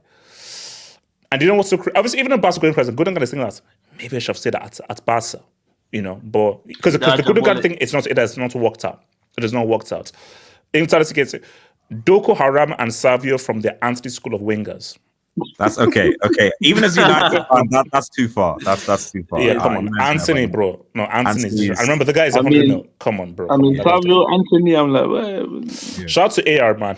In Africa, we say you have to water the grass. Looks like the minute City stopped doping, it's gone downhill. Did Mourinho ever lose 4 in a row? Don't do that. I mean, I'm just saying, bro. Where are the African sayings today, though? Where are the African sayings today? Shout out to Play Say. The players lost motivation on top of being old. Simple. Put yourselves in their shoes. You know Palmer can retire just because of City's medals. We're doing too much analysis. Didn't Juve win 9 in a row? Didn't Bayern do 11 in a row? So don't say this is like lack of motivation tax. And trust me, Pep is a guy that wants to continue breaking records and setting legacies and everything. So we can't say, oh, if you want to be on top, you want to remain on top and you want to keep on winning. That is why Juve did 9 in a row. That is why Bayern did 11 in a row. These players are not like, oh my gosh, we're not motivated to win another league title. No, you want to win again and you want to create more and more history. But the thing is that it was with different managers. So Bayern, they changed quite a lot of managers during the Conte, I think Conte did 5 in a row or 4 in a row. Conte did 4 or 5 in a row. Yeah, I think he did 4. Well, I mean, Suarez won 13 out of 20 Premier League titles, you know, so you have to motivate players to no, but of course, no, but he even maxed out at 3 in a row. Like 4 in a row is no, 4 in a row is crazy. No, but I mean, like, how many managers did Bayern have in that 11 in a row? Bro, 11 in a row is wild. Yeah, but let me ask you this. Let me ask HH, even to the panel. And I know it's not going to happen, but I'm just saying. And this to the panel. And you know, I watch you guys all the time. Wait, hold on. Let me just quickly read these dubs and I'll come to go ahead. Go ahead. So why don't you? Kendrick new album is not good. Where's the boy? Oh, come on. We don't want to hear anything from the boy. We don't want to hear from the boy. Yo, respect, man. Celta FC. Jose won a UCL with Porto, not Blackburn. Portuguese Big Sam. Hey, Terence, what is this clan on about? Portuguese Big Sam is crazy. That's madness. Shout out to Hamza, man. Thank you for the job, Hamza, man. Pep's style is more reliant on a certain level of player, technically, 100%. You can play pragmatic, terrible like Lou with lower quality dudes. Easier to stifle progressive ideas than to implement them. And this is the true thing. Pep's style, you need to be of a certain level of player, and you have to have a specific skill set. Pep you can't give Pep random players and he will do well. You have to be a specific player. But there's some managers where give them anything, they can develop a system or thing. Why did Mourinho not win a UCL at Real Madrid with Ronaldo, Ozil, Benzema, and why did Pep never reach a UCL final with Bayern Munich? The same team that won a treble. It happens. No. But no, you okay, can- it's true. He failed, but Inter Milan he succeeded. Porto he succeeded. Inter Milan, AK, to be They won fair, as an underdog. AK, to be fair, in their last season, they went out into a penalty shootout against Bayern. Like, it was Ronaldo and Kaká and Ramos missing penalties. Like, and if they would have made that final, If they're so good, then they should have beat Bayern without penalties. If Mourinho's the coach that HH says he is, they should have beat Bayern without penalties. No. But AK, I just told you that Mourinho has won with Haaland. Mourinho has won with average players, FC Porto, and world-class players, Inter Milan. Yo, that Porto team was not that average as you make it look. Kenny, hold on, Kenny. I dare you to rep Benny McCarthy. I dare you. Kenny, I dare you to rep Benny McCarthy. Can I answer your point? Ricardo Carvalho, Deco, yeah, good players, man, on that team. What? World Deco. You're writing World Deco. Can I add something to your point? Time MC. All right, I'm not going to read that. I'm not even going to read that. Come on. I'm not reading that. That's a red card. Actually, why is that? Wow. Is this true? Kenny, is this true? Yeah, I don't know who he's talking about. He's not talking about me. Kenny, please tell me you never said this. What do you mean? Look at my name. That's not my name. Look at my name. That's not my name. I don't know who he's talking a about. colonizer? Oh, okay. So you know what? We're gonna keep on moving. No. That's like purple or green. That's a new color card. So my goats Verstappen battle for Pits. Bro, F1 is rigged, bro. F1 is rigged. Don't care about it. Shout out to Sunan Bill. City started well and then crumbled to Spurs. Wait, when did it be by they started well? When did City start well? The game, I think. They did the game. Okay. Yeah. But it's that counter, man. It's always that counter. They hit them. Shout out to Wink. Pep should consult Jackson when he goes to Senegal. Why? But why would Pep go to Senegal? Jackson is black. black. we know what Pep does when he sees random black people. Bicycle tax. Hold up, Elijah, I'll come to you, Popin. Elijah, and then Elijah. HH, go ahead, pull up my screen, man. Pull up my screen. Is this guy wearing a Liverpool jersey? Well, with HH, I'm a chill guy today. I'm a chill guy today. First, before I start, I wanna give a shout out. Elijah, don't mess up. You have a golden opportunity. Hold on, HH. Don't lose to Matt Letizia tomorrow. Don't lose to Matt Letizia tomorrow. Hold on, HH. Can I start? I haven't even started. Yeah, go for it. I want to give a shout out to my local club. They won the second division USL championship today. So proud of my Switchbacks. Charlotte FC. No. I'm talking about Colorado Springs. They won USL today. So I'm living a good life today, HH. I'm living a good life today. So are you saying that is it Southampton that have to relax? No. I've been Elijah, that's F top. No, HH. Elijah, you know that I have Google. You know Google exists. Yes, of course. But HH. And you know that one win, 1 draw, 9 L's, 4 points. Can I finish? Sure. It's saying HH. I've just collected so many dubs in the last 6 hours. HH. I can't process everything at once right now. So I've just been chilling out. Again, HH, when are you going to give credit? We've been talking about Pep. But when can we actually give Ange Postecoglou credit? No. We can give him credit, but as someone even mentioned on the streets, I think they'll basically hold an L to Fulham, which is the Ange and Tottenham way. But it's like, Elijah, we know teams can do this to your boy Pep. And yes, as I said in my review, of course you're going to give Ange credit because he executed his game plan very well.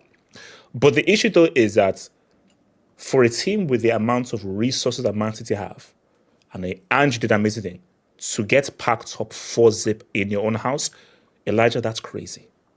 HH, Patrick even said it, HH. We held 4 to Man City while we were drunk on champagne at our crib. I know what holding 4 at the crib is like. I've seen a lot of our clubs have all held some crazy numbers at the crib, HH. So this is not like the most craziest thing out there. In terms of result, yes, but in terms of the number of goals scored, no, I'm not. This is not. It happens. Tottenham were fantastic today from start to finish.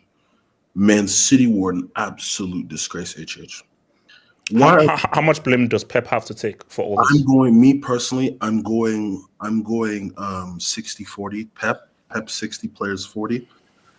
HH, Pep gets to 60%. Why? Because HH in 2024, why in the hell are you playing a guy that has scored 14 goals in 3 years? You want to know who that is? Who? Jack Grealish. Jack Grealish was on the bench until the last 10 minutes, man. But again, still, why is he even there, Patrick? 100 million and he's giving you 14 goals in 3 years. We wasted money. We wasted money. 100 million for 14 goals in 3 years. And how many? He's a wing fielder. He's a wing fielder. He's a midfielder on the wing. That's what they say. I don't give a fuck. He's got more fouls than goals. You know that, right? He's got more fouls than goals. More fouls than goals. Yeah. HH. Savinho. Horrible. Savinho was horrible. Haaland. I don't know what it is, but his post comments after the game were very concerning to me. Wait, hold on. After this, because Stay Humble was trending. It's been trending and everything. Another one was somebody had asked him, you guys had lost 4 in a row, like, what's going through your mind? And he's like, it happened to clubs before. It's not like we've been relegated or something. Damn. What? Relegated? I mean, bro, you're the defending champions of England, 4 in a row. The standard should be like 100. You should be going 100 miles an hour. 100 miles an hour. City have been relegated though. No, City's been. Of course they have. What's it called? Ellen Road days. They did the Ellen Road. Twice. No. City was relegated twice in my lifetime. I think it was 01, and then they also, I don't know if you guys remember, I think HH or maybe Patrick will remember, or even the older guys, where they had the neon yellow jerseys. That's the jersey they got promoted in. But I think it was this of Sean Gota, I think. Gota, yeah. Now, Umbros, yeah. Now, my thing is, bro, I'm not saying this is like the beginning of some of the end, quote unquote, people, because that's what's going on. But that's what we're praying for, though. Oh yeah, of course. But I'm saying, HH, there needs to be a massive shakeup in that squad, HH, because it's rinse, wash, and repeat every single week. Kyle Walker, I have the meme, but I cannot put it here. But obviously, if you've been on X, there's been a meme where somebody dressed Kyle Walker in bomb material because they're calling him a domestic terrorist. HH, Kyle Walker cannot be playing in the Premier League. I'm so sorry. He was getting spun around, inside, outside, Ice Spice looking downwards. HH, that's crazy. That's wild. That's wild. Why is he playing? That's wild, Elijah. That's wild. No, but Ice Spice in 2024. I don't know about that. We said the same thing with Klopp. We said the same thing with Klopp. After Liverpool won the league in 1920, did they refresh? I don't think so. After 2020-21, when everybody got injured, even though they were top of the table and they just fell like a rock off of a cliff, they refreshed. 2022 happens. 2022-23, they refreshed in a way, but it wasn't to the standard of winning titles. 23-24, kind of the same thing. Now you bring in new faces, and there you go. You're actually getting stuff together. Why isn't that being said about Pep as well? I don't think he's really refreshed the squad, HH. Because if you're a team that's won a treble, the next thing should be like, we should be going for more. This is not where this is our standard. We should be doing this every year. You get maybe 2 seasons out of a team, refresh it. A season and a half out of a team, refresh it. They didn't do that. Also, Elijah, there was one thing that was hit at Klopp all the time where he was sentimental. Pep is sentimental as well. Thank you. I was about to say that. It's very sentimental. You can see a bit of. It's not given to Pep the same as Klopp. No. And there's a little bit of the. So actually, this is actually interesting though. I don't know, Alvarez, was the mistake to allow Alvarez to go? I believe it was. Yeah, it was. It was arrogance. I believe it was a mistake. No, because my thing is that you know of his talents, and that's just another different attacking outlet that you can look to. That's a different option. Should have replaced him. But and AK hits him in the very key points. Okay, let him go. who is his replacement? Exactly, because if you got to think about it, HH, if Haaland slips up here and there, he can replace Haaland and put Alvarez, and Alvarez can give you some type of an output. But if you remove Haaland from the attacking front right now, who are you replacing Haaland with up front? Stavinho. And also to Elijah's point, when he doesn't score goals, he doesn't bring anything to the team. Like it's not even like link up play or stuff like that. I only saw him. I rewatched the game after I got back from that USL final. I only saw Haaland link play once, and that was in the 77th minute. Once. That's crazy. That is absolutely crazy. Right now, Man City is reeling. Me personally, I don't know what's going on behind closed doors or in the locker room, but Pep needs to really take a look and. No, but you know what I think? It's like this is a classic case of almost a victim of your own success. Exactly. You can say like we've done 4 in a row. We're breaking all these records. Cole Palmer, I'm not going to beg you to stay. Alvarez, I'm not going to beg you to stay. We are the main guys. We've changed football. We've made a crazy impact. We've broken all these records. Okay, fine, you can go. And I think this is why I say that Pep has never experienced anything like this in his whole career. This is something, basically, this is similar to Drizzy. Like, this is Pep's Drizzy moment. Like, it's not true. This is Drizzy moment because I told you, like, Drizzy has never been at a point where there's the biggest song of the world is about you being a PDF. That's something new for Drizzy. So for Pep, losing 5 times, he has never experienced a time where he's lost 5 times in a row. Yeah, but HH, let me ask that question before I forget. So let me ask the question to HH and everybody and the guy who is speaking. That's what, even for me, I'll call it a miracle. I think this would be the best miracle, even more than the Jesus wine and walking on water. If Pep Guardiola, without investing even in January, turns this around and wins number 5, what are we going to say? Oh, the league is a joke. Oh no, yeah, it's no. Again, no. There's a caveat.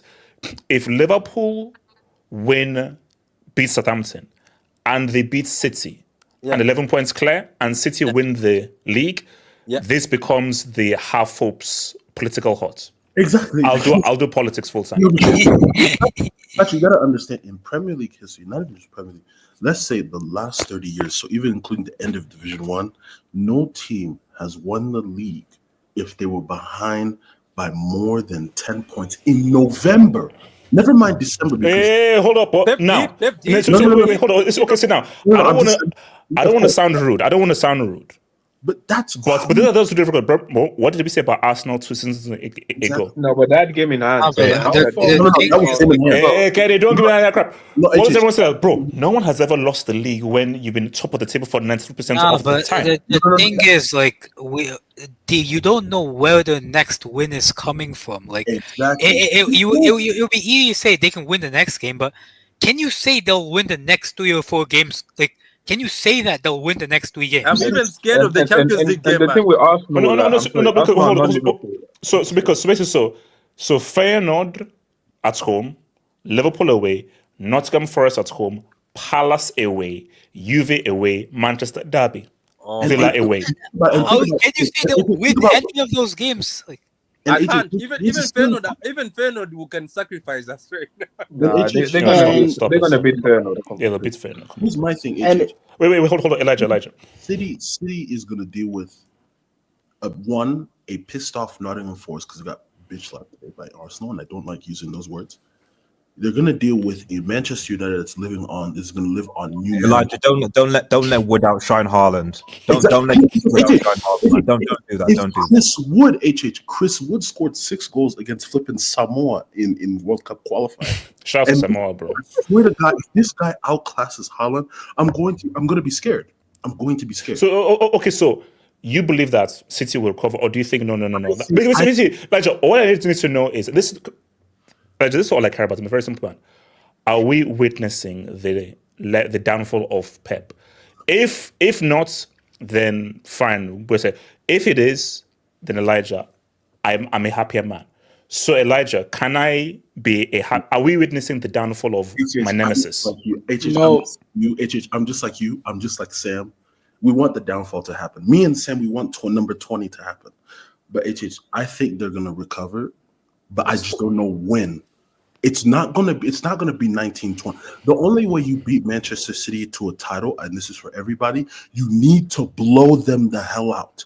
You need to be up by 15, 16, 18, 25, 27 points. Like where they're dead, they're completely dead, where there's no room for error. Okay. The reason why teams have failed is because they I have a question. Wait, hold on. Let me so remember, guys. Please hit the like button. Hit the like button. Please hit the like button, guys. Please hit the like button. Let me come to your boy BMF, and then I'll come to BMF afterwards. BMF. No, sorry, BMF. Nomad. Then Bupinder. BMF, talk to me. BMF, are you there, bro? BMF, going once, going twice, going 3 times. Nomad, talk to me. Nomad. Here we go. Can you hear me? Yes, sir. Go for it. The thing is, Spurs were so good, as I told you in the X Spaces, the Spurs were so good when it came to handling pressure. Like, now we see how you can beat Man City. Like, every single team in the EPL has now got a blueprint on how to beat City. It's all about the mid-block pressure. Like, once you escape that pressure put on by Man City, they're completely exposed, and their defenders are not good at tracking back and are not used to being tested. And we saw that. Like, I'm sorry, Rodri doesn't change that. All he can do is like perfect that pressure that Man City put on the opponents. But I'm sorry, like if your pressure isn't working, if your pressing isn't working, you need to have another plan. Like, okay, don't press. Like, play out from the back. Like, play long balls. You have Erling Haaland. Use your width. Like something. But there was nothing. There was nothing. And also, Man City's fullbacks aren't really known for being defensive masters. In football, they're not. And so they're not even fullbacks. Yeah. So they got exposed again and again. And if Son was more, clinical with his decision making, it could have been far worse. I think Son had a very disappointing game. And so let's wait. Is Pep been exposed as a fraudulent manager, or we're going too far there? Players, let's get him down. I'm getting because there. I believe he's a fraud, but people are keeping for him. So I'm getting there. Just let me say my piece. And also, I don't get the Savinho hype. I don't. He's a tactical foul merchant. Like, I think he's only there to put in tactical. How many tactical fouls did he put in this match? I think 7, 8, 28, 29. I lost count. Is he only there to make tactical fouls and to prevent counterattacks? Like, you're supposed to be an attacker. Where's the chance creation? You're there to create chances or to create tactical fouls? So, like, what is this? This is terrorism. Like, this is glorified terrorism. I'm sorry. Like, Pep does not play beautiful football. He doesn't. We saw that against Arsenal. Again, I don't want to quit because someone else uses this phrase, not me. They say that Pep has become a glorified terrorist. I've been saying it for years. I've been saying it. We've been saying it. We saw that against Arsenal. We saw that against Arsenal last season, right? So no, AJ, not. And AJ, the thing is, AK was saying that you can't say that the players that play for Pep Guardiola are system merchants, and at the same time say that Pep is carried by his players. You can actually, because Pep chooses exactly those players who can carry him. So he is dependent on his players to carry him, and his players can only play in his system. So both of those things are correct. And the thing is, if the defenders are dependent on the midfield press are dependent on the putting pressure from the front by the attackers, and if anyone doesn't do their job, the entire system falls apart. So they're also interdependent on each other in the team. Yeah, but who fixes the system? Who fixed the system? Yeah, and you take out Rodri and everything falls apart. You know, Yeah, because but who that's fixed the system? Can you answer? Who fixed the system? Who made the system? yeah, Pep did. Pepini. So he's a Pep- genius because he has made a. So he's a genius. He's made a system that has dominated the EPL. What does HH say? Pep has what adopted this league. So But if you take one player out of that, you lose 5 in a row. But yeah, but come on, let's just be honest. This guy has took over this league where people were shaking, and the only survival for this league was the 115. But Patrick, this club is a perfect fit for Pep Guardiola. He gets everything he wants. He's the main man at that club. Everything, the hierarchy will bow down, will bend down for Pep, and they don't question him. Let's be real. I've always said, like, Pep, cook with Lugo, cook with Scunthorpe. Yeah, Then who's going to talk? Can you pull up my AV? No, I can't. I mean, if no, I can't do that. Oh man, you have to. Maybe if it was more. No. If it was more, I can't. Sorry, this is still a PG show. It's an R-rated show on Monday, but during this thing, it's a PG show. But I can't do that. So No, that is from a newspaper, by the way. So and the newspaper should not have printed it, but there you go. So thing is, we saw it at Bayern Munich. We saw this at Bayern Munich. He was kicked out by the players. The players revolted. The dressing room revolted, saying, "This ball fraud isn't worth our time. We want a treble before him. We want a treble after him. He is the problem." They still say that. So even with world-class players, if they're not exactly of the profile that suits him, he bombs. Like, how many times was he bit slapped in the UCL? He also lost 4 in a row in the Bundesliga as well with Bayern Munich in 2015. I think. Like, that has to, because in my opinion, of course, Pep was doing many things, but I'm sorry, that has to be a strike against you as a manager. If you're saying that you can only succeed if you have exactly the specific players that you have, then yes, you're a great manager to an extent, but there's a particular aspect you're missing, which is that can you still be successful with a team that may not be in the ideal scenario? And what I've quickly said, do you have a plan B? A group of players that don't know how to keep the ball, that are not technical, but are much more physical, much more athletic. Can you cope with them? Or if you don't have technical players, you freeze. Wait, hold on. I'll come to last point. AJ, this all started from Johan Cruyff. This all football philosophy, ideology, and a style of play, and modern football, total football, sweeping center halves, and overlapping wing backs, and wide playmakers, and playmaking center forwards. Like, shut the hell up. Get the fuck out of here, man. Get that shit out of you. The goalkeeper is a shot stopper. The defenders intercept and make clearances. The midfielders close the passing lanes and make play from the deep. The number 10s make the play. The wingers either cross or cut inside and link up with the center forwards. And the center forward is there to finish the chances. That is football. I'm sorry. Everything else is delulu.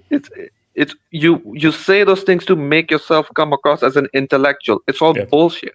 Yeah. And Pep Guardiola showed that with his peak Barcelona side when Elche, Eibar, and Cadiz were bit slapping him at the Camp Nou. Peak tiki-taka. When was this? 2013? 2012? It's been almost 13 years that we've seen him getting exposed. And still, the media tells us, the English media tells us that we're supposed to consider him as a genius who has revolutionized football and who's going to be immortalized in the...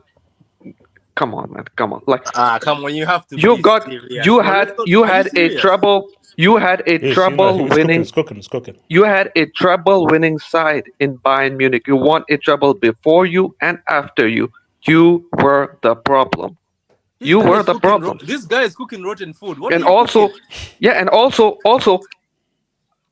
guaranteed, once he leaves Man City, guaranteed, He goes to PSG and asks them for $4 billion over 8 years to win them their first UCL, and he will say that I'm the guy to bring Man City and PSG their first ever UCLs. I'm the greatest of all time. He's a fraud. He will do that. He is going to PSG after Man City, guaranteed. He's not going to any other club with actual standards and a heritage, because this is not going to work. Wait, hold on. Let me quickly do some. Come to BMF then Bupinda. So shout out to Wing. Shout out to David C. My manager did it with Anderson, O'Shea, and Bebe. Yeah, speak on a David T, man. Bro, just... Bebe, bro. Bebe. I told you. Fergie walks with some garbage, bro. Wild. And HH and the twins, and the twins. Oh yeah, the twins is crazy. But the twins, like I told you, see, because I don't think you see. That's what's the name? Gary Neville. You know that guy likes to talk a lot. I grew up with that dude. Those brothers, those guys were what you call mid. Nicky Bott. So my thing is that this guy was able to win the title with Nicky Bott, the Neville brothers, and Scholes, Beggs, Giggs, who were super youngsters. Not established, super youngsters. So my thing is that we can credit Pep what we want. Can Pep take average guys, young guys, unproven guys, and win with them without spending crazy number of money? Pep actually developed a midfielder as good as Scholes. Didn't he take Busquets from the academy? Yeah, he did. He took Busquets from the academy development. Yeah, but what Busquets does and what Scholes does is very different. And for me, Scholes is a higher level. Even Busquets is amazing, Scholes is a high level of midfielder, though, in terms of just what Scholes is and just what he was able to do for the entire team. So also another thing as well. I was just checking La Liga. Elche, Eibar, and Cadiz weren't in La Liga when Pep was there. I was just checking. I'm saying clubs like Elche, Eibar, and Cadiz. Respect, Lucas. So shout out to place A.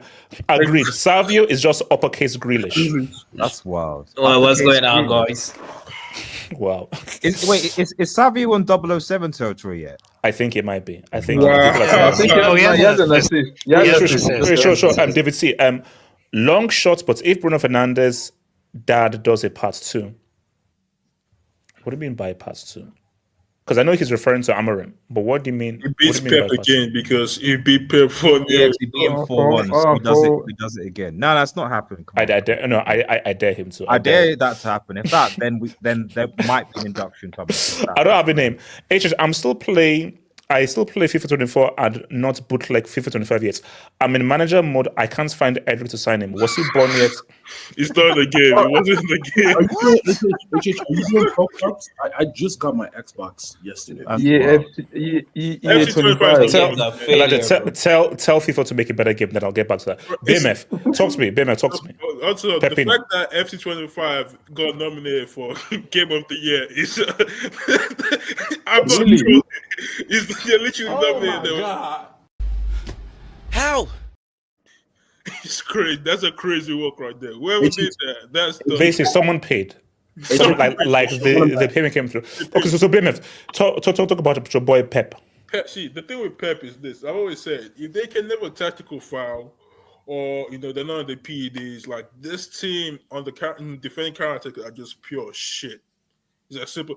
But bro, Pep has been a terrorist for a long time.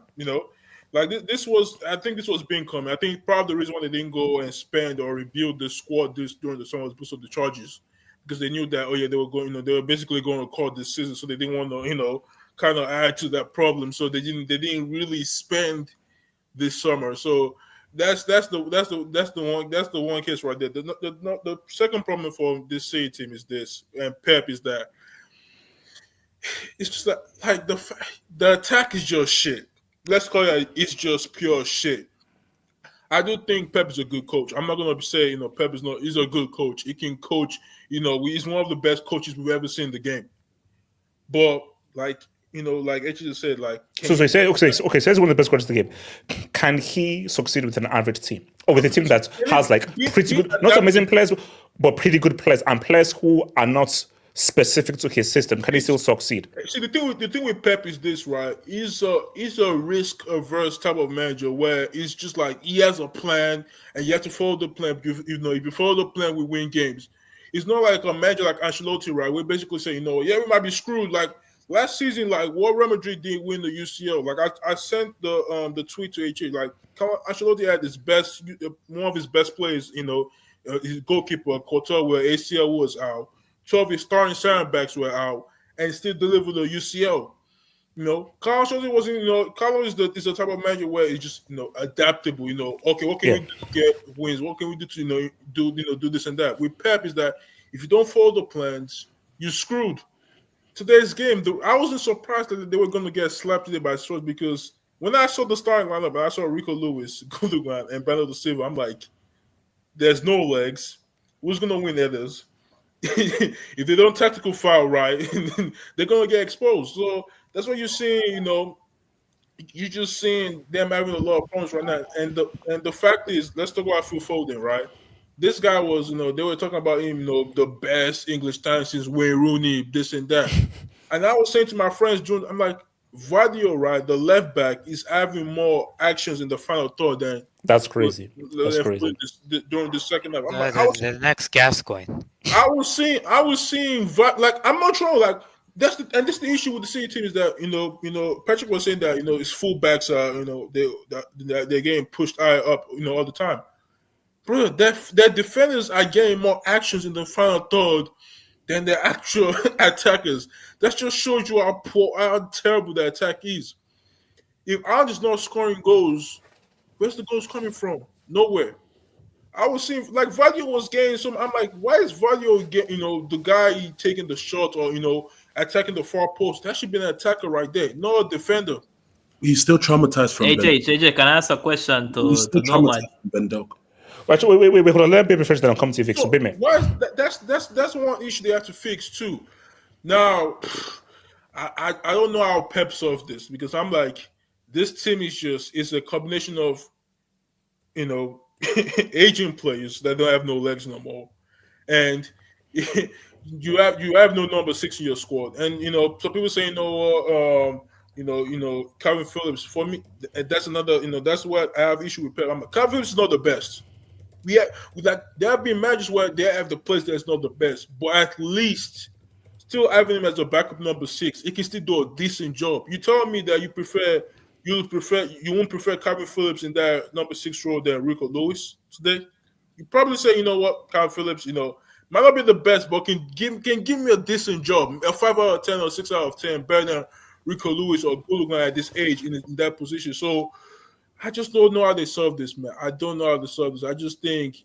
So do you think it's all down to Rodri or Pep needs to? As the fact that you just don't have to readjust. I hate when people because Rodri thing for me that's BS. I agree. I hate when people say, "Oh, brother, they've been facing this issue for a long time." When I said Pep is a glorified terrorist, I wasn't lying. This guy literally plays 4 center backs. There's a reason why people say, they can stopping counter attack is one of their biggest problems. There's a reason why the ball fraud started putting John Stones in the midfield in the first place. If Roger was in that team, the guy would probably, go some yellow. He probably got to get sent up because Spurs today on the counter attack were deadly.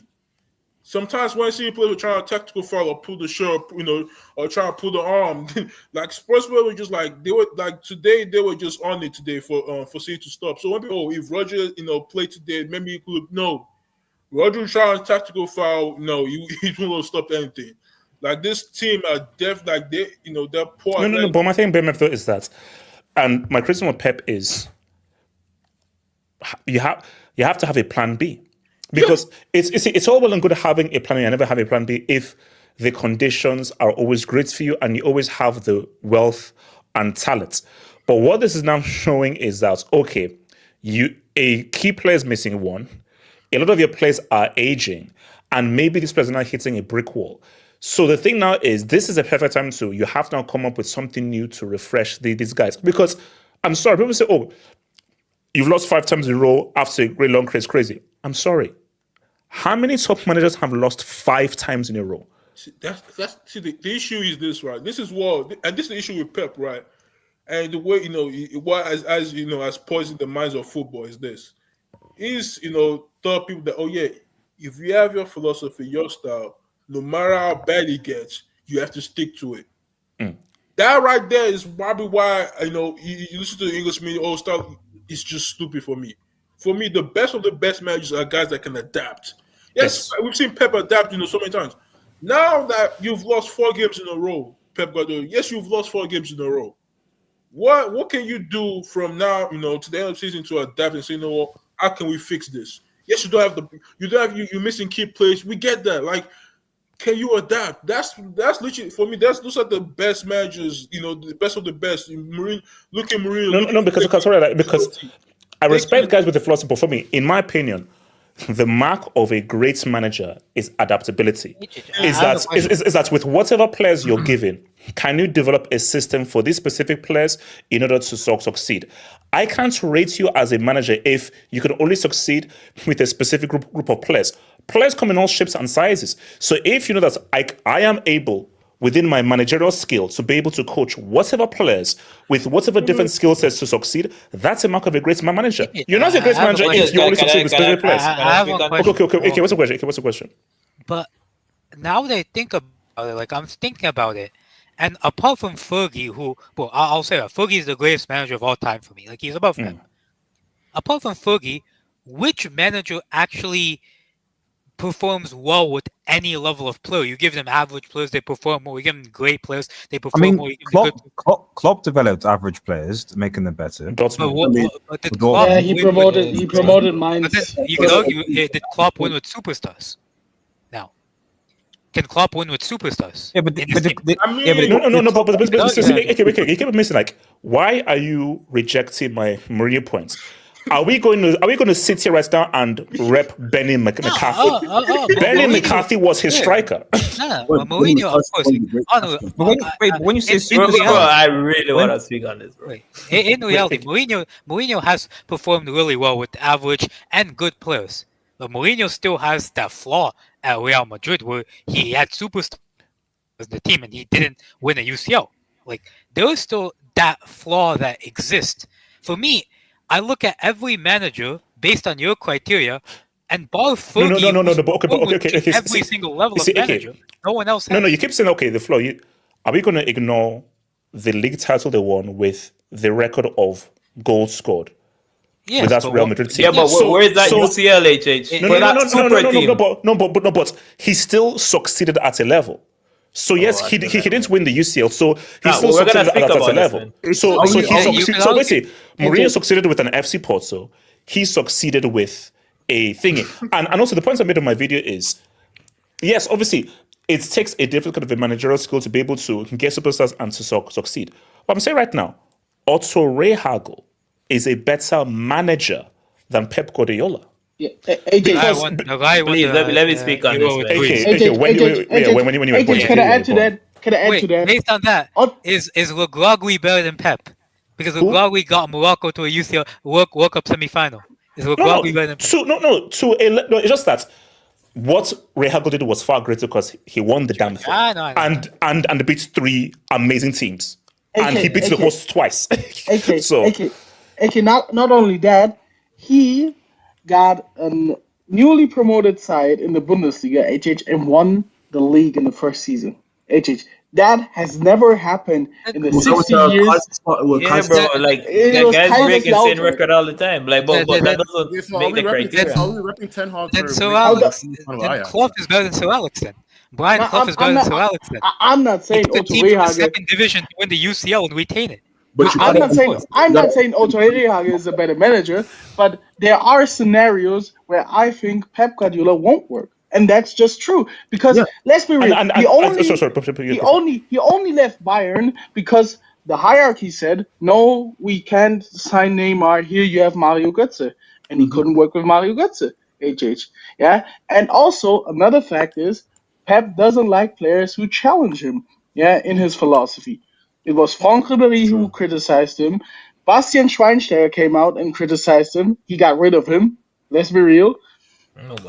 He doesn't like it when players start to, let's say, do their own during a game. Yeah, say, I'm going to take it by a scruff.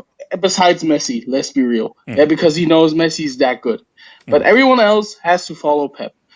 And let's be real, it's predictable. Yeah. We've seen it today, HH. How can you play with inverted with inside forwards who only retain the ball, never take a shot, never create a chance, and you play with 4 centre backs who can't overlap and put a cross in. That's terrorism football. No, this is a conversation that no one wants to have, and nobody really wants to have it. I want to have it. Because the whole thing is that Pep has done a lot more damage to football than people want to admit. What was it? In terms of the quality of the game and the essence of football, Pep has done a lot more damage to football than people want to admit. And I think that football as a sport will benefit when this clown gets out of the game. Did it benefit when Mourinho was the main guy? If Pep is so bad for football, why didn't anyone stop him from winning the treble in his first season? No. I said that when I said about bad football, I said that in terms of the entertainment of the sport and what I believe. Let me speak. I think, bro, I'm up to right now. For football's integrity, get this clown on. Get this clown out of the way. So Pep teams are boring in general. The quicker the down for the better. Bro, I've always said that.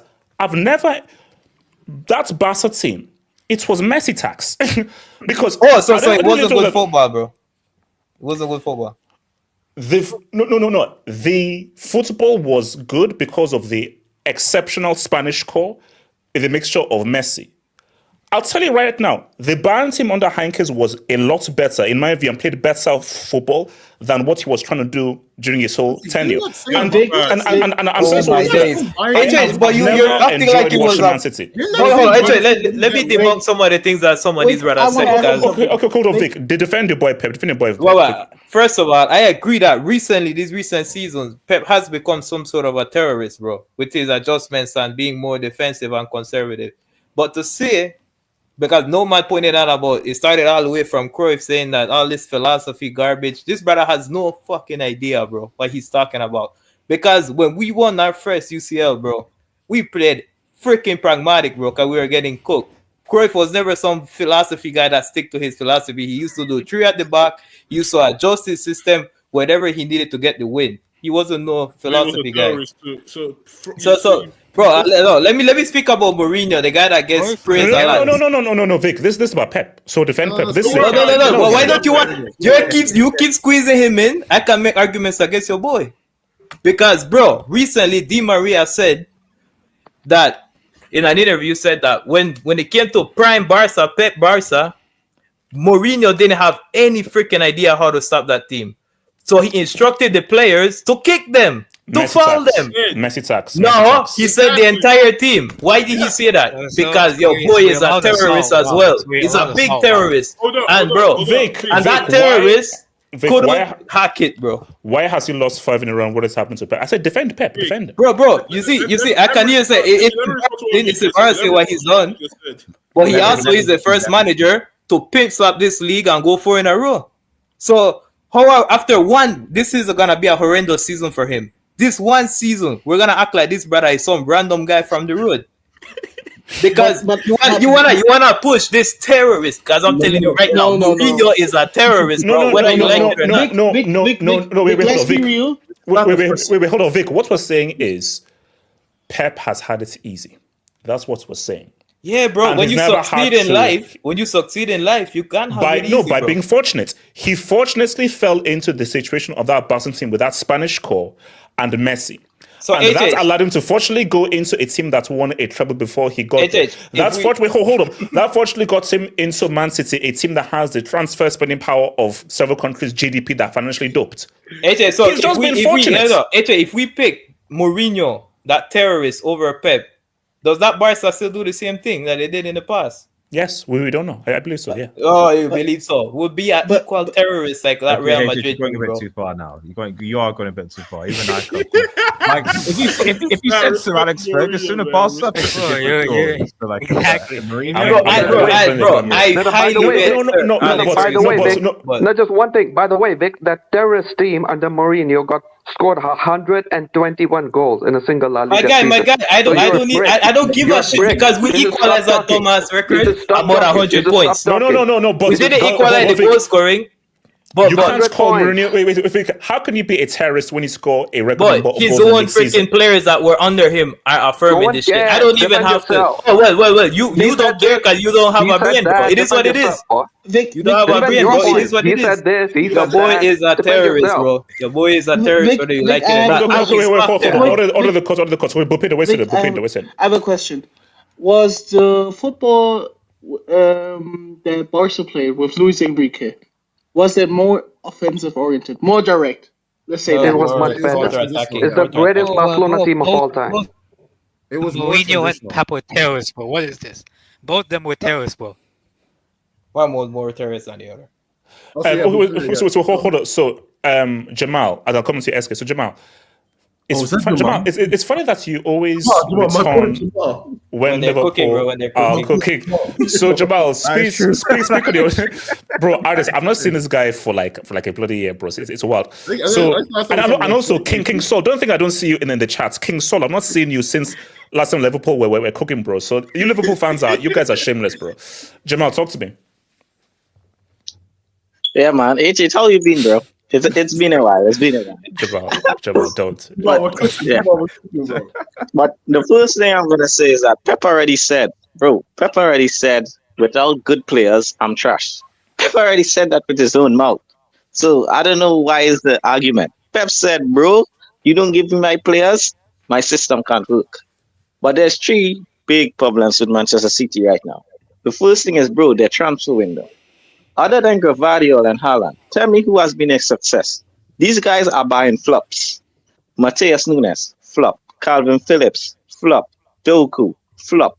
Bro, City have been buying a duds and it's catching up to them. And they have been releasing. He's a City's alcohol salesman. Respect Grealish. And Grealish, that's a flop. So, bro, the transfer windows has been horrible and no one's spoken on it. No one speaks about it. The second thing is, bro, take out Haaland out of the attack. This team don't have no goals in it. Bro, Guardiola is the second top scorer after Haaland. That's wild. Foden, that is mad. Bro, Bernardo Silva, Foden, these guys are on 1 goal, 2 goals, 3 goals for the season. Bro, pray Haaland don't get injured. If Haaland get injured, collapse, end the season. Because, bro, the attack, there's no goals. Respect Sterling, man, when he was there. Respect Mahrez. Respect Julian Alvarez. These guys get run out of town. Bro, they will be begging for a Julian Alvarez now. So I'll tell you that. And the third thing, man, is, bro, they're old. You know what Bernardo Silva and Kyle Walker, you know what they remind me of, HH? When Fabinho and Henderson legs are gone. Jesus. Bro, these legs are gone. No, it reminds me of that because I'm watching Bernardo Silva today. Bro, HH, you are faster than him now. Bro, you are faster than Gundogan as well. These guys are. With your pot belly now, you are faster than these guys now. Hold on. No, I don't have a pot belly, bro. I mean, maybe they need those inhalers. Yeah. Easy. You know what was funny today, HH? Watching Basuma and Sa, those two brothers up against Gundogan and Rico Lewis. Oh my days. But Sa and Basuma run these guys out of town, man. And it was bad. So unless these guys buy about 4 players or 5 players in January, I don't see how this can improve. And also, look, they will, because they have the money. We have to have a good discussion, bro. One question I'm going to ask you. Wait, one question. Watching the City team now, can these guys go on a 14 game winning run? I wouldn't be shocked. Because that's what they do for the last 3 seasons. No, Jamal, my thing is that I cannot bet against guys who did hit for an error. I can't do it. Like, recency, because again, we're just using recency bias. As of right now, you're like, oh, heck no. But I'm sorry. They have too much credit in the bank. A team who has done for an error and done what they've done, you can't bet against them. You simply cannot bet against them. That is true. But if you remember the last 2-3 years, when City have started bad, I was always the one who said, you know what, City will bounce back. And everyone's saying, nah, this year is different. But this is a year I feel it's over for them. Because I'm seeing reasons where they cannot improve. Like, bro, Rodri, forget about him. He's out for the rest of the season. So they can't rely on him. And, bro, the team just look old, man. So, I don't know. I think this team need major investment. They need a rebuild. Because Bernardo Silva, Gundogan, these guys are old, man. So that's the thing. So if you think Pep spends a lot of money, You know, I think someone mentioned this that.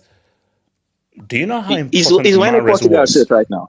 Well, Mahrez is one of the most underrated players in the No, because it's like you just literally you just allow that guy to go, and you're like, oh, we're just going to just play. And do you know what? Because again, and what was Mahrez? He was a solo ISO guy who could create his own chance and get that goal. They said Savinho is replacement. If you think about it, Mahrez was not really a Pep player.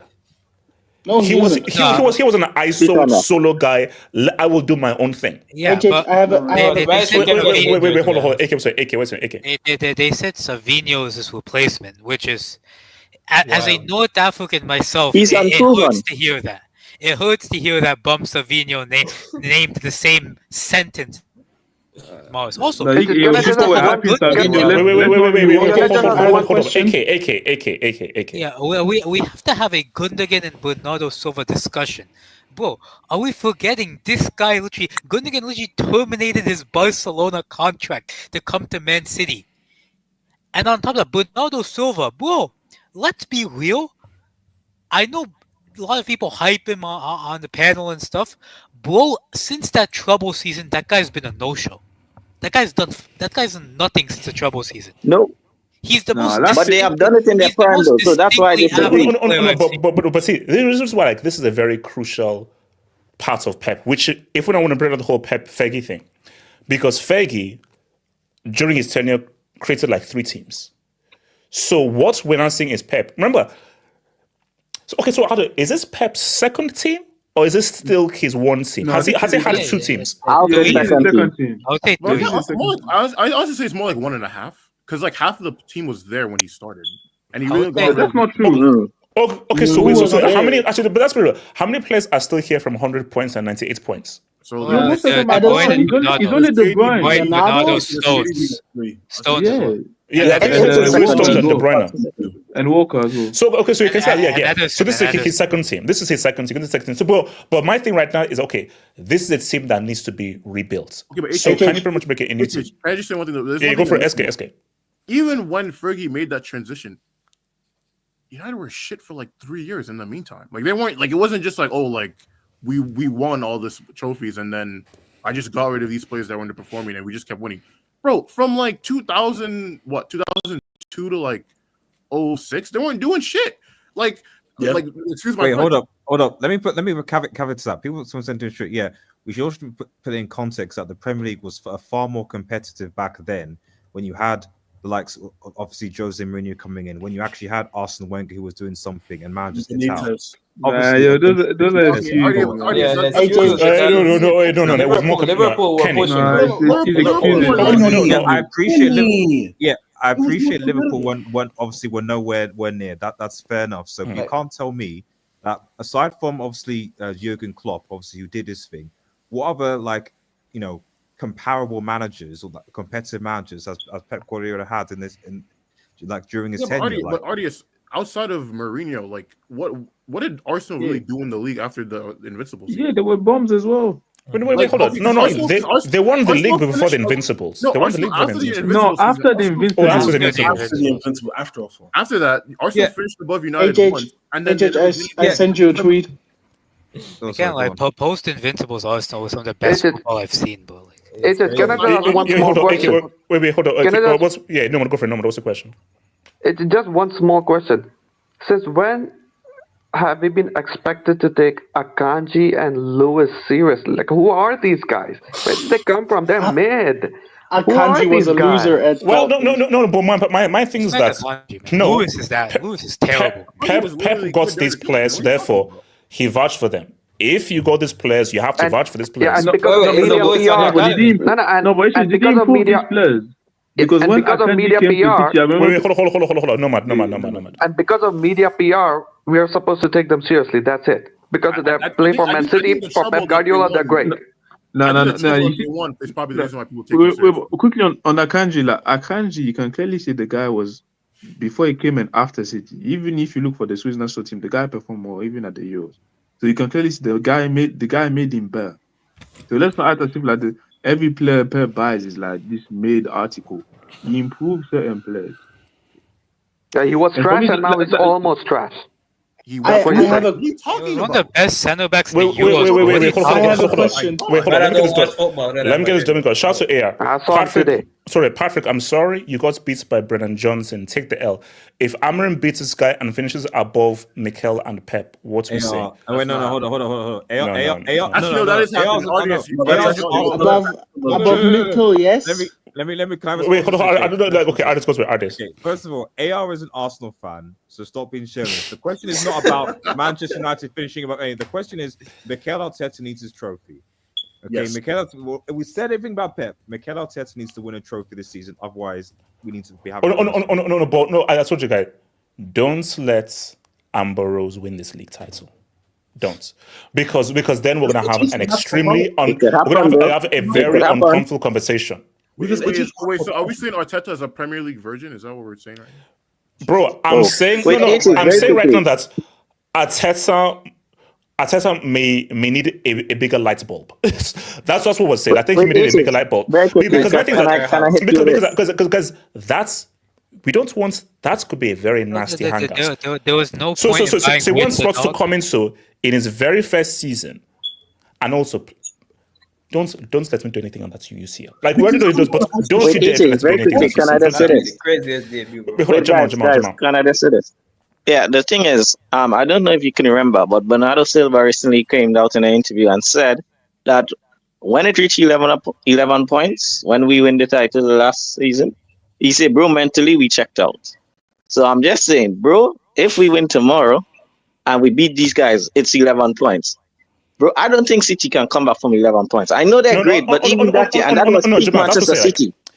That's if you remember before I said if Liverpool beat Southampton and they beat City and it's 11 points and City still win this league, I'm shutting down this. They will check out. Then I'm done. No. If they're 11 points behind and they still win the league, then we're gonna be watching. Scrap it. It's done. Football is done. Elijah, if that happens, it's done. Guide me to the NFL, MLS, and that kind of stuff. But I'll join the MLS. I have a question. Yeah, but I have a question. Is Foden City's version of Rashford? Like no, that's too far. Yeah, that's too far. I mean, and also Foden is not a member of the British Empire, so. Yeah, he's not. He's done nothing for the kids, man. It was. That's. But is he? Okay, but then let me say this: can he turn out or like if he performs like this in the future? Is the trajectory the same? Maybe could we say that? What is the trajectory for what? What do you mean? I think the inconsistencies. Is it gonna end up like like one good season, one bad he season? is madly inconsistent. Do you know what I think of the thing with Foden is? Which is why it's like this is where Pep. This is a challenge for you now. I really believe that those Euros messed him up mentally. And remember, guys, this generation. 100% agree. It's really, and this generation grew up with social media. Bro, I bet you right now that Phil Foden has seen one of my tweets. He has seen one of my live shows where I called him King Philip. And basically, I called him King Philip and just, basically, he's like the reverse Rooney rule. That's what he is. He's like the reverse Rooney rule. No, basically, it's privilege tax. So my thing is, Philip knows that those Euros, you were really bad. And people cater for you, and you were arguably one of England's worst players. I think it is now carried into the season. And once he just had bad game after bad game, you can see he's losing interest. And look at what he's doing right now. He's just shoot. According to people, he's a technically gifted attacking number 10 wizard, Gascoigne-esque. And that's one thing that for the media, what are you going to say now? Are you still going to keep making excuses for this dude still? Yeah, because he was the chosen one. Yes. Especially for City. Like, I think it was just last year where he really, really, became a starter. Because the years before that, even then, people were praising him, but he was still coming off the bench. So... Actually, no, this is catchy. Anyway, is Foden the first ever non-creative number 10? No, the thing is that it's not non-creative. It's just that his first he's not a he's not a guy that's Kenny, creative. He's not a goal scorer. No. Yeah, he's more of a goal scorer. Yeah. Kenny, thank you. No. Thank you, Kenny. No. When is the last time that Foden pressed triangle? Was that fast number 10? Kenny, when was the first time he pressed triangle? Against Sporting, I saw him create clean chance, but he's just the first. No, hold up, Kenny. Was that X or triangle? No, it was triangle. It was triangle. You're sure it was triangle? No, yeah, it was. No, but the thing with Foden is that he's more of a you know, like in the NBA, he's a shoot first. He's not a pass first. I have a very unpopular Foden opinion that. Why? What is it? Right? Mason Mount is a better, more creative number 10 than Foden. Come on, easy. Hey, get an argument. We're not doing that.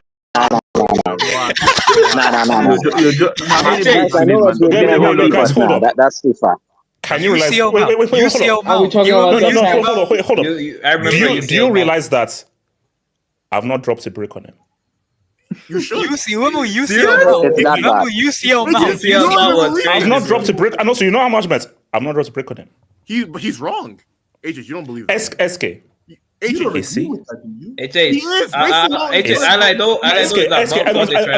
I'm telling you right now. No, hold on. SK, I'm telling you right now. As trash and as useless as Mount is, I have seen Mount attempt more creative passes than Foden. Hey, I thought I was gonna get a blink for that. It's bro. I have never seen a number 10 where all this guy does is half turn and shoot. It was annoying watching at the Euros. It was very annoying. Because I'm not saying that way. Hang on. I grew up with guys like Totti, Snyder, Del Piero. All these guys say, how are you in that position, in that half position midfield and attack?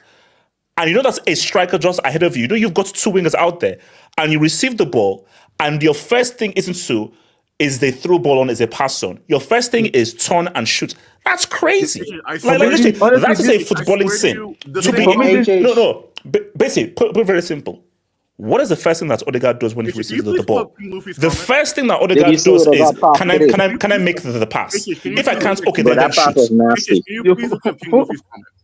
Foden is not, for me, Foden is not even a 10. The guy is like an inside forward type guy.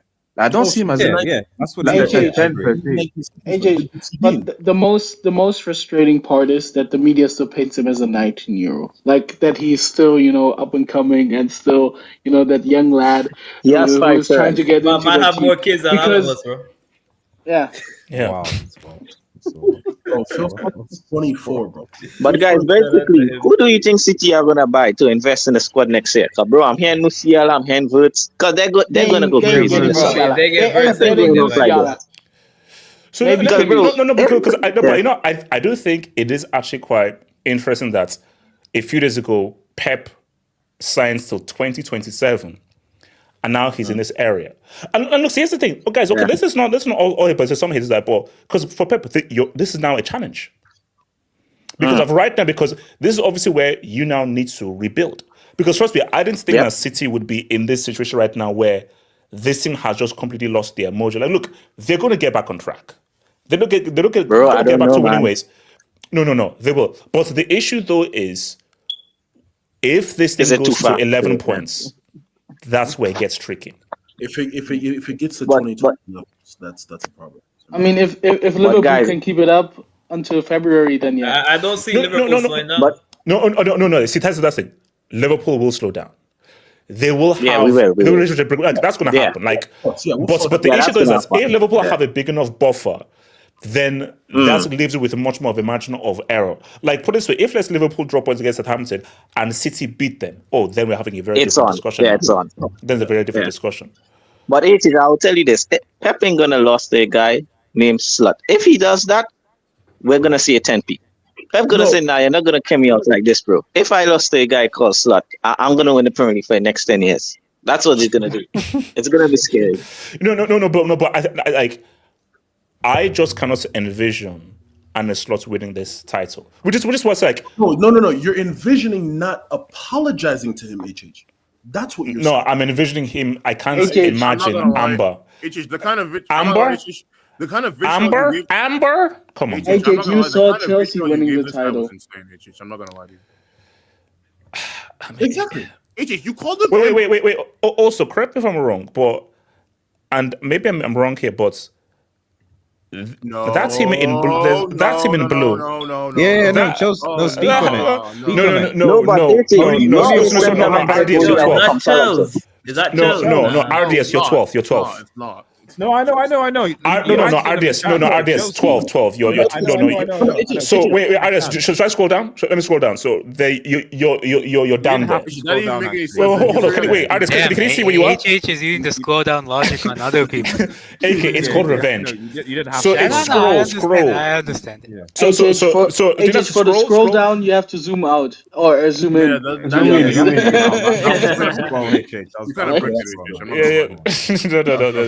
No. Yeah, that's good. So hold on. There we go. There we go. So yeah. Yes. There we go. Oh, see. This is normality, guys. This is how things should be. RDS, this is where you should. This is where you should always have been.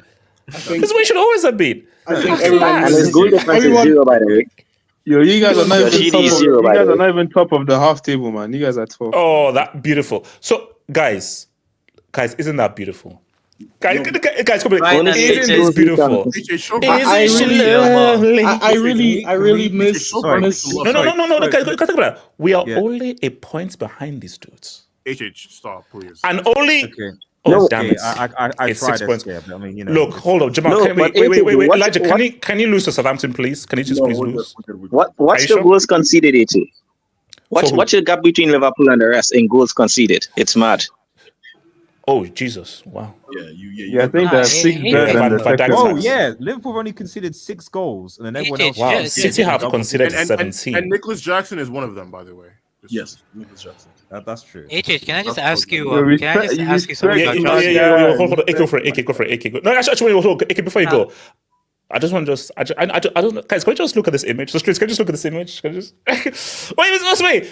RDS, where are your scroll Robert down jokes? Sanchez, AJ. No, sorry, Robert guys. Sanchez. Where are all those scroll down jokes? Right, Where that's are your those scroll problem. jokes? RDS, how things change. No, RDS. Basically, call me HF, half French. How things change. Voulez-vous changer. Merci beaucoup. Je parle français. Je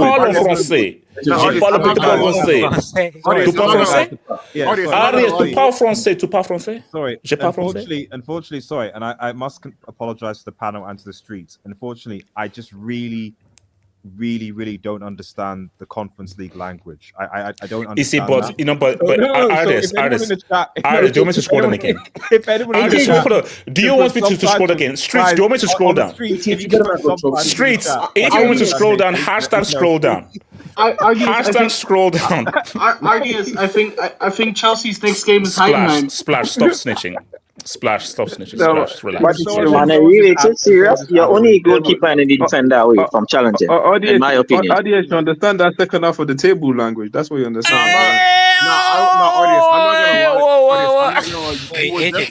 So ancient language, bro. No, artist, I'm not gonna lie. You were definitely abusing the Scroll FC jokes. It was yeah. No, you were like in 2023, like it was. Wait. Come on. Scroll down. Hashtag scroll down.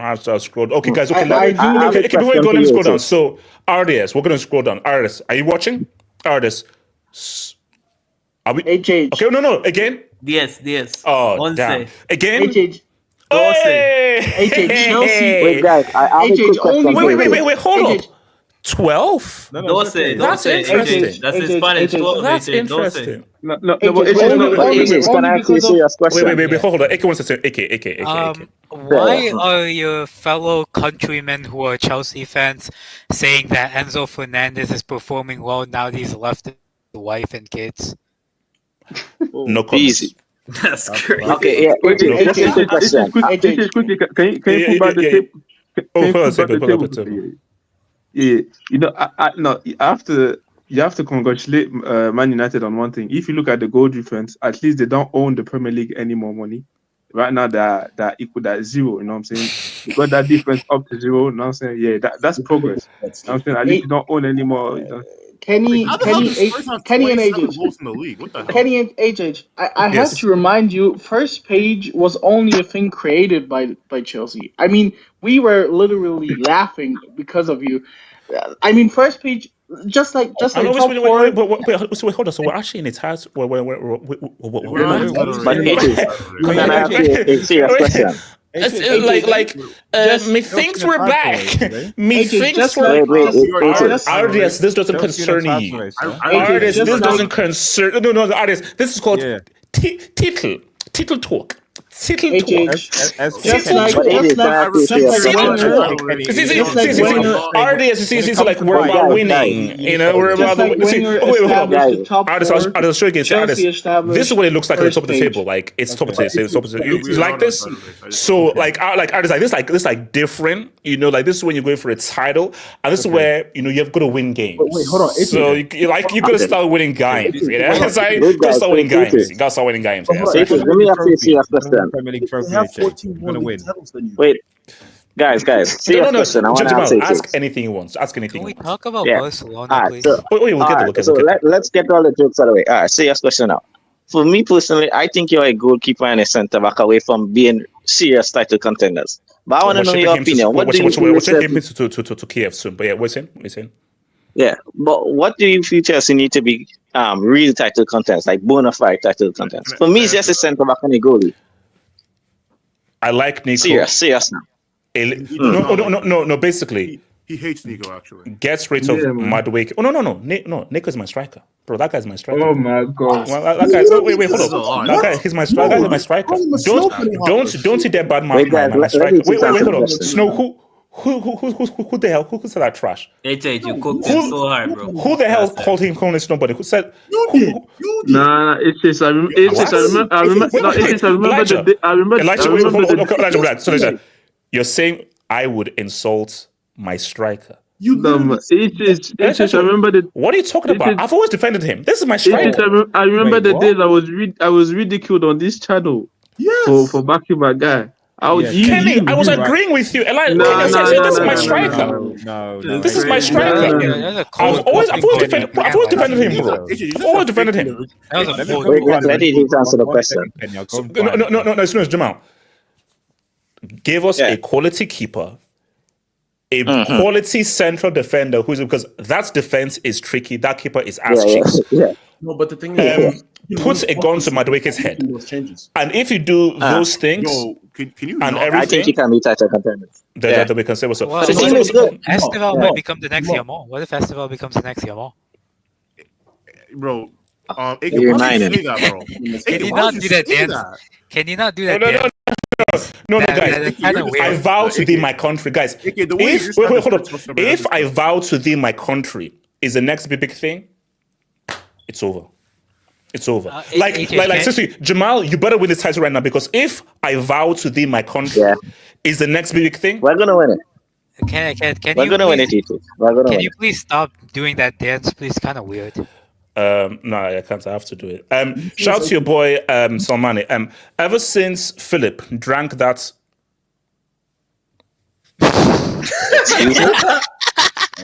So did he drink Somalian tea? Yes or no? Somali tea is not even that bad, man. I know.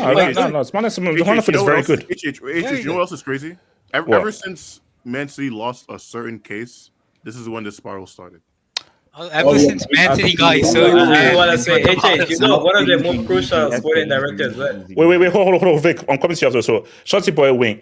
Nico told Enzo the juju said he must leave the family. Okay, so hold on. So Vic, is the mic working then? Vic, is the mic working? Yes, it is. So Vic, I want you to answer this question very simply, and it's a very simple question. Here we go. Are you or are you not Yamal FC? I think it's no, we're not because our players are still performing the attack at least. Back-to-back L's without a IVF prepubescent mentions. Talk to me. It's a draw.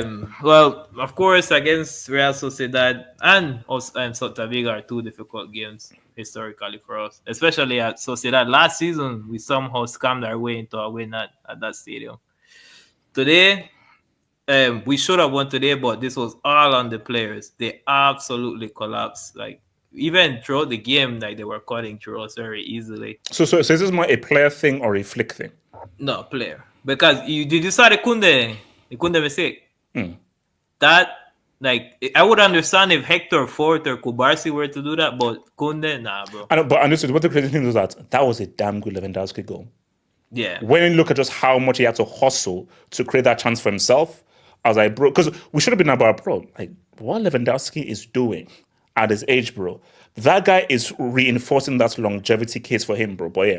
Bro, like, it was cold, bro. I did not see it in it, bro, like that. Like, I know it, bro, but the thing is, bro, it was such a bad performance at the back. The Gerard Martin player that we had should have been sent off in the first half. I don't know what that referee was smoking. Like, he should have given him a second yellow, get him off the pitch. We should have lost today, like, by far. So, in a way, we got lucky, bro, that we got a draw out of this. But one of the main things that at least give me some sort of optimism is that at the beginning of the season, we requested to La Liga that we started playing all of our difficult away games, because we're only temporarily going to use the Montjuic Stadium, and then we have to go back to the Camp Nou half finish. But for the rest of majority of the season, we're going to have a lot of home games, so I believe that can also help when it comes to performances in the league. But overall, it was So you are saying that this isn't Yamal FC? That this is just like, I mean, bad players, the decision and underperformance. So basically, if Yamal was in these two games, you'd still lose these two games. No, I won't say this. Yamal is important, but we're not solely, like, without him, we can't survive. Vic, don't you dare say a whole Barca FC is dependent on a teenager. No, we're not. I'm not saying we're dependent, but you can tell that his presence is missing, because when you don't have that extra talented player, of course it's gonna be a little bit different. But we're competing, bro. We were 2-0 up, and we conceded 2 because of a Casado red card. Like, and the mistake of Kunde, unacceptable, bro.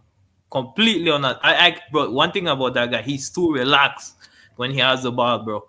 And today, this brother brain shut down in the middle of a dangerous position, bro. And I was like, he was on a fashion walkway. That's why. Oh my days, bro. And bro, had he not come out and said that it was my fault we lost the game, bro, like, bro, I'm telling you, this guy you don't do that, bro. You're like, but overall, it's a big wake of reality that it shows our squad isn't that expansive, and not only Yamal is missing, but Balde as well wasn't fully fit today. I feel like we could have really used him pushing forward from that other position, but I think we're still gonna fight for the league. We can still push for it. Especially no, because you know what's so funny? It's just so funny how things so quickly change. After El Clasico, guys are like, oh no, it's done. League is done. Barca definitely couldn't win it. Blah blah. And I'm like, bro, things can change very quickly. I remember Real have like a game in hand. So if Real win their game in hand and everything, now it's back to 1 point. I think they have Don't let no match January theory. I think they have 2 games. I mean, there were some Barca fans saying no, one game. No, because they play tomorrow on Sunday. So the Valencia game, due to the floods, is their game in hand. The Valencia game. Yeah. So overall, again, I don't think we're gonna collapse. I think we're gonna still compete. And for me, like, again, Madrid hasn't shown me any major improvements as well. They do have their issues with chemistry and everything, but we'll see, bro. We'll see. Vic, I have a question for you, Vic. So, would you be slightly worried, because for as bad as Madrid has been, so like relative to what we expected of them, they're still like, what are they off, like 6-8 points or something? It's 3. Well, if they win, they're gonna catch up. So, like, would you say it's a bit worrying that, like, despite how like mid they've been for their own standards, like they're still like relatively been competitive with you guys? Considering like, bro, I wasn't the one saying that we were gonna steamroll this league, or it was the Madrid fans. In fact, guys didn't even expect us to compete this season. Oh yeah, no, I know that. No. Let's put it. Well, I don't know about you guys. Barca have overperformed. Based on what we thought Barca were going to do before the season, they've performed far better than expectations. So far, bro, with Hansi Flick is doing, I'm still satisfied, even though we made major mistakes, bro. Like, we're still a competitive team. No, because let's be real. Don't do the whole, Barca is good in the league. If Barcelona win this league ahead of a team that's acquired Messi's daddy, that's going to be very, very embarrassing for Real Madrid and Messi's daddy. And that's the key thing. Carlo, amazing everything. You know that guy has never defended his league title. So if you yet again fail to defend your league title and you lose it to a teenager, a team led by a freaking teenager. That's an L in your legacy. HH, can I have another point? Ancelotti also lost to. Okay, correct me if I'm wrong. Was he the guy that lost to Montpellier or Lille? Which one did he not? I think it was Montpellier. Yeah, Montpellier. Wait, hold on. Because it was Giroud, I think. Right? Wait. SK, did you just say Montpellier? Did you? Okay, hold on. Are you breaking me? Kenny, I thought this guy was like, is that a team that's Montpellier? No, you just called Montpellier. I'm sorry, what do you want me to say, bro? You knew who I was talking about. SK. Wait, no, SK, I promise you. I had no freaking idea what the hell you were talking about, bro. So you somehow guessed the exact team I was referring to, but you don't. No. AK then said, "Oh, Montpellier." And I was like, so I was like, what? Come on, bro. He just mispronounced it, bro. You mispronounced but so many things. But the thing is, like, back then, it's only like Lille or Montpellier, so there was no. Can I add one more point? Giroud was going off here. Okay, so Kenny, bro, let me just ask you. So who do you all believe is winning La Liga? I'll stick with Barcelona for now. Still, Barca. Yeah. You see, that's me. I'm not going to change my pick, and I know I'm going to be wrong. I stay at Atleti, but I know I'm going to be wrong. Because I said before this season that I told you right now, this one I'm sure of. Real are not winning the league. HH, can we have a slight athletic conversation? I know we don't care about them. How many games have they have to like scrape in the last minute so far this season? Like 3? SK, when you have a striker called Sorloth, you actually scored the winning goal today. Yeah, he literally. No. I know he did. 90 mil Alvarez. What was that game against Lille where this guy missed like 4 or 5? Yeah, against Lille. Chances, bro. Also, I'm not gonna lie. That pen was not a pen in my opinion. No. Yeah, against Lille. Yeah, that was not. Yeah, I don't know what the ref was for. Nah, but the thing is, why I don't sign into the Yamal thing is like the Rafinha is still performing really good. Like the goal he scored today was pretty insane. Bro, you know what? Like, hands up, man. This Rafinha guy, this guy's balling. Now he ain't no Rivaldo. He ain't no Rivaldo. Sure, but in terms of Tesh, no. Like, bro, this guy ain't Rivaldo. But in terms of he's efficient. Yeah. Mm-hmm. Yeah, but yeah, I think I'd say Barcelona are definitely. I'd say they're the favorites still. But yeah, I feel like Real Madrid. Are a few results of like still. I feel like Ancelotti could get sacked. I saw a report that they said that if he would have lost to Osasuna, they would have sacked him. What? So I feel like where who? Ancelotti. No.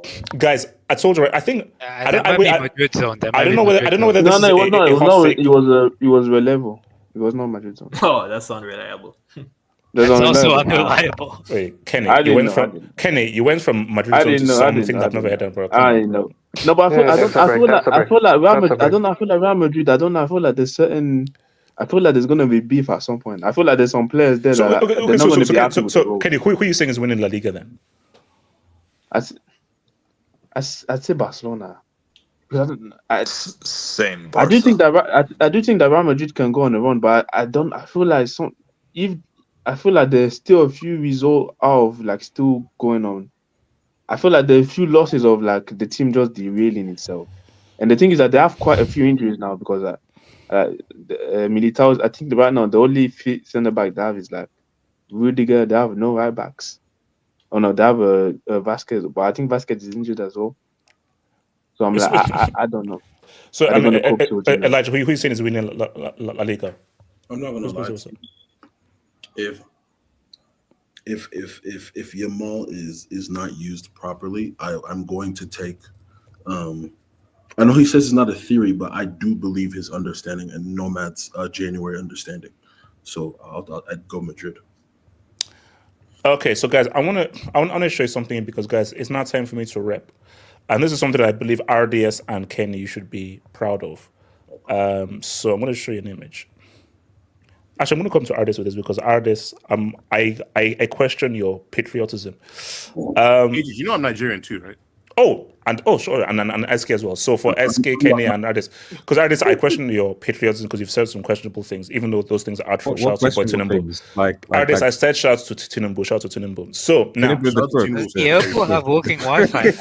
Okay, yes, we do. Shout out to Glow Internet. Apparently, he's a CIA agent. He's a CIA agent. Ardis, let's start. Ardis, America. Just, That's what I say. your coach will take children. Basically, all I'm going to say is US dollars. That's what I say. US dollars. Do children still go to courts in Nigeria? Yes. Okay. So now here's the thing, guys.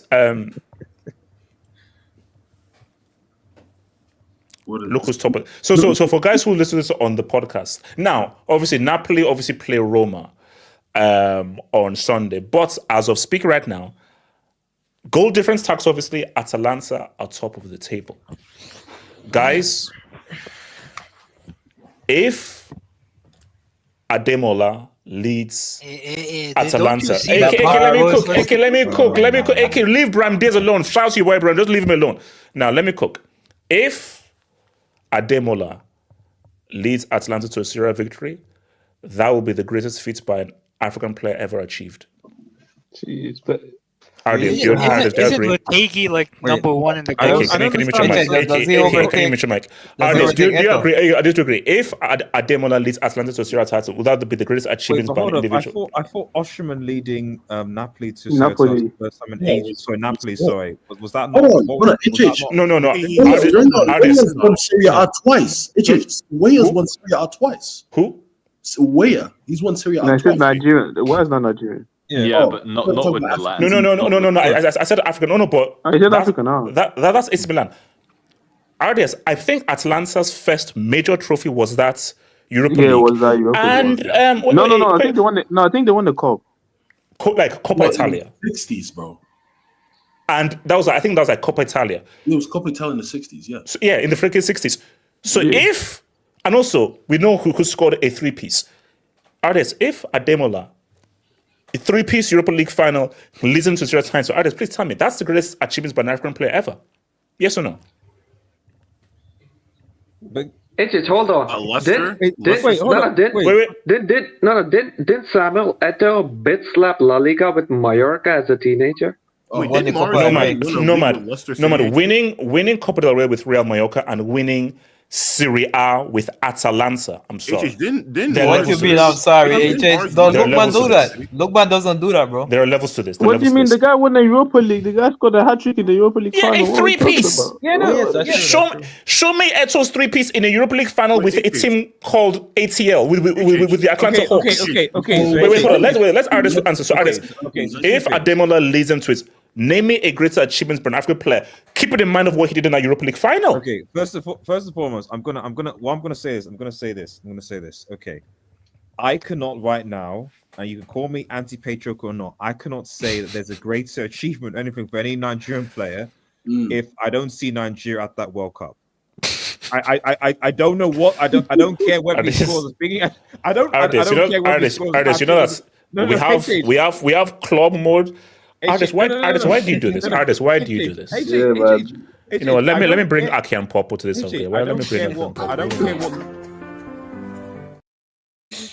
And also, let me bring Europe. Let me bring. Yay! Ardis, this is what we need to. Ardis, we're not qualifying. No, Ardis, we're not qualifying. No, we're not qualifying. So let's just ignore that we are not. We are not qualifying. Qualifying, agent. No, we're not. We are not qualifying.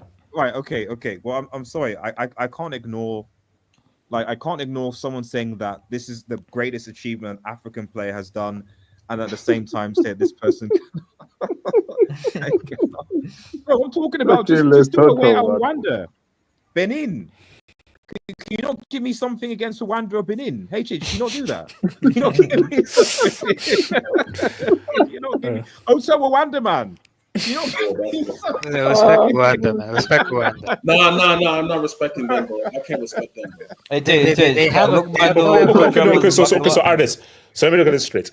So if Ademola is the best player in Serie and leads Atalanta to Serie title, it means nothing. You're just going to ignore it. I didn't say it means nothing. I'm just saying it's difficult when you consider the amount of African players that have also performed for their clubs consistently and for their countries versus whether those clubs are as good as Atalanta.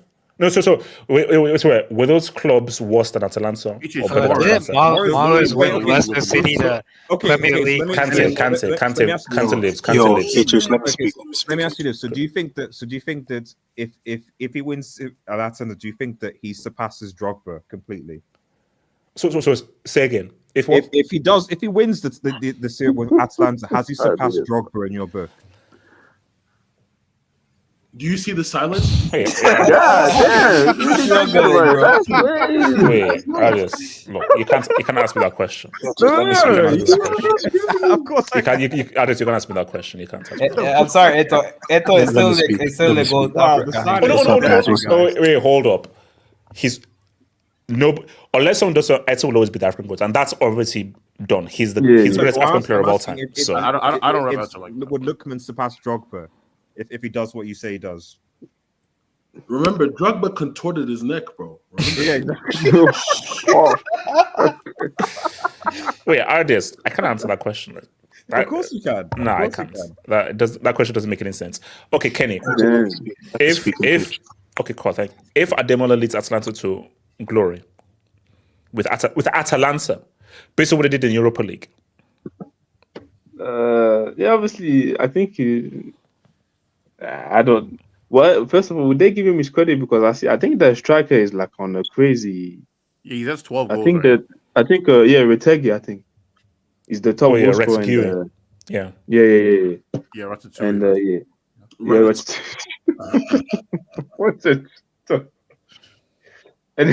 Anyways, but no, I think especially with that team, I think it would be a great achievement, especially if you're coming out of the back of the Europa League and then winning the league the year afterwards. That would be that would be crazy. But yeah, I think like RDS said, like you need to win something for the country as well. Look, but the thing, one thing I will give him, at least he performed at that. I knew someone was going to bring it up. I knew someone's going to bring that up, bro. And please, Atlanta, don't make a cake for Lookman. Please don't make a cake. Make no cakes. Make no cakes, please. Make no cakes. Can I buy that Osman cake? One thing I will give Lookman is at least he performed at AFCON. You know what I'm saying? I will give him that. At least we didn't win it, but at least you showed me something there. You know what I'm saying? But RDS is right. Like, I'm sorry. Like, with what you keep saying is basically the whole world is invited at the World Cup. If you can't qualify for that, I'm sorry, man. We all know Nigeria is going to give away their World Cup qualification to Vietnam, just like they gave away their oil and gas to the Chinese. We all know that. No, man. You know what? Wait, what? Whoa, that's real quick. You know, I do have to ask something. Do you think Nigeria is dodging the World Cup because they're scared of getting whooped by Messi once again for like the 5th time in a row? I mean, no. We're just ass cheeks. Like it's not that crazy. We're just ass. These are very competitive. Whooped is kind of crazy. No. We're just ass. Respect Musa, man. Respect Musa. Don't let us qualify. Respect Musa. Wait, so Eske, so what is it? So do you give? I'll give it to you. Do you give Ademola credits if he says what's up? I mean, yeah, but it just I don't know why you're making it sound like Atalanta is some like relegation team, bro. Like they're not that trash. No. Atalanta historically. You know, of what the club is. No, hence why it was a big deal what Maradona did with Napoli, because they were not historically a team that won trophies. So the Atalanta's biggest trophy was that Europa League. That's the biggest trophy in their history. Yeah, I'm not disputing that, but I'm just saying, like, if you win a title with a team that typically is like a top 4 level team, like, of course it's still a great achievement, but like you're making it sound like dude's about to do this with like Leicester City or something. That's my point. But obviously, yeah, I'm still gonna give him credit. Like, I'm not disputing that. Cole, what do you want to say? I think Victor Boniface's achievement with Leverkusen is bigger than whatever Lookman is gonna achieve with Atlanta. Because, bro, that is not easy. What Leverkusen did last season, what he did for Leverkusen. Wait, how many games did he play? Yeah, it was injured for like. No, he played like 20 games.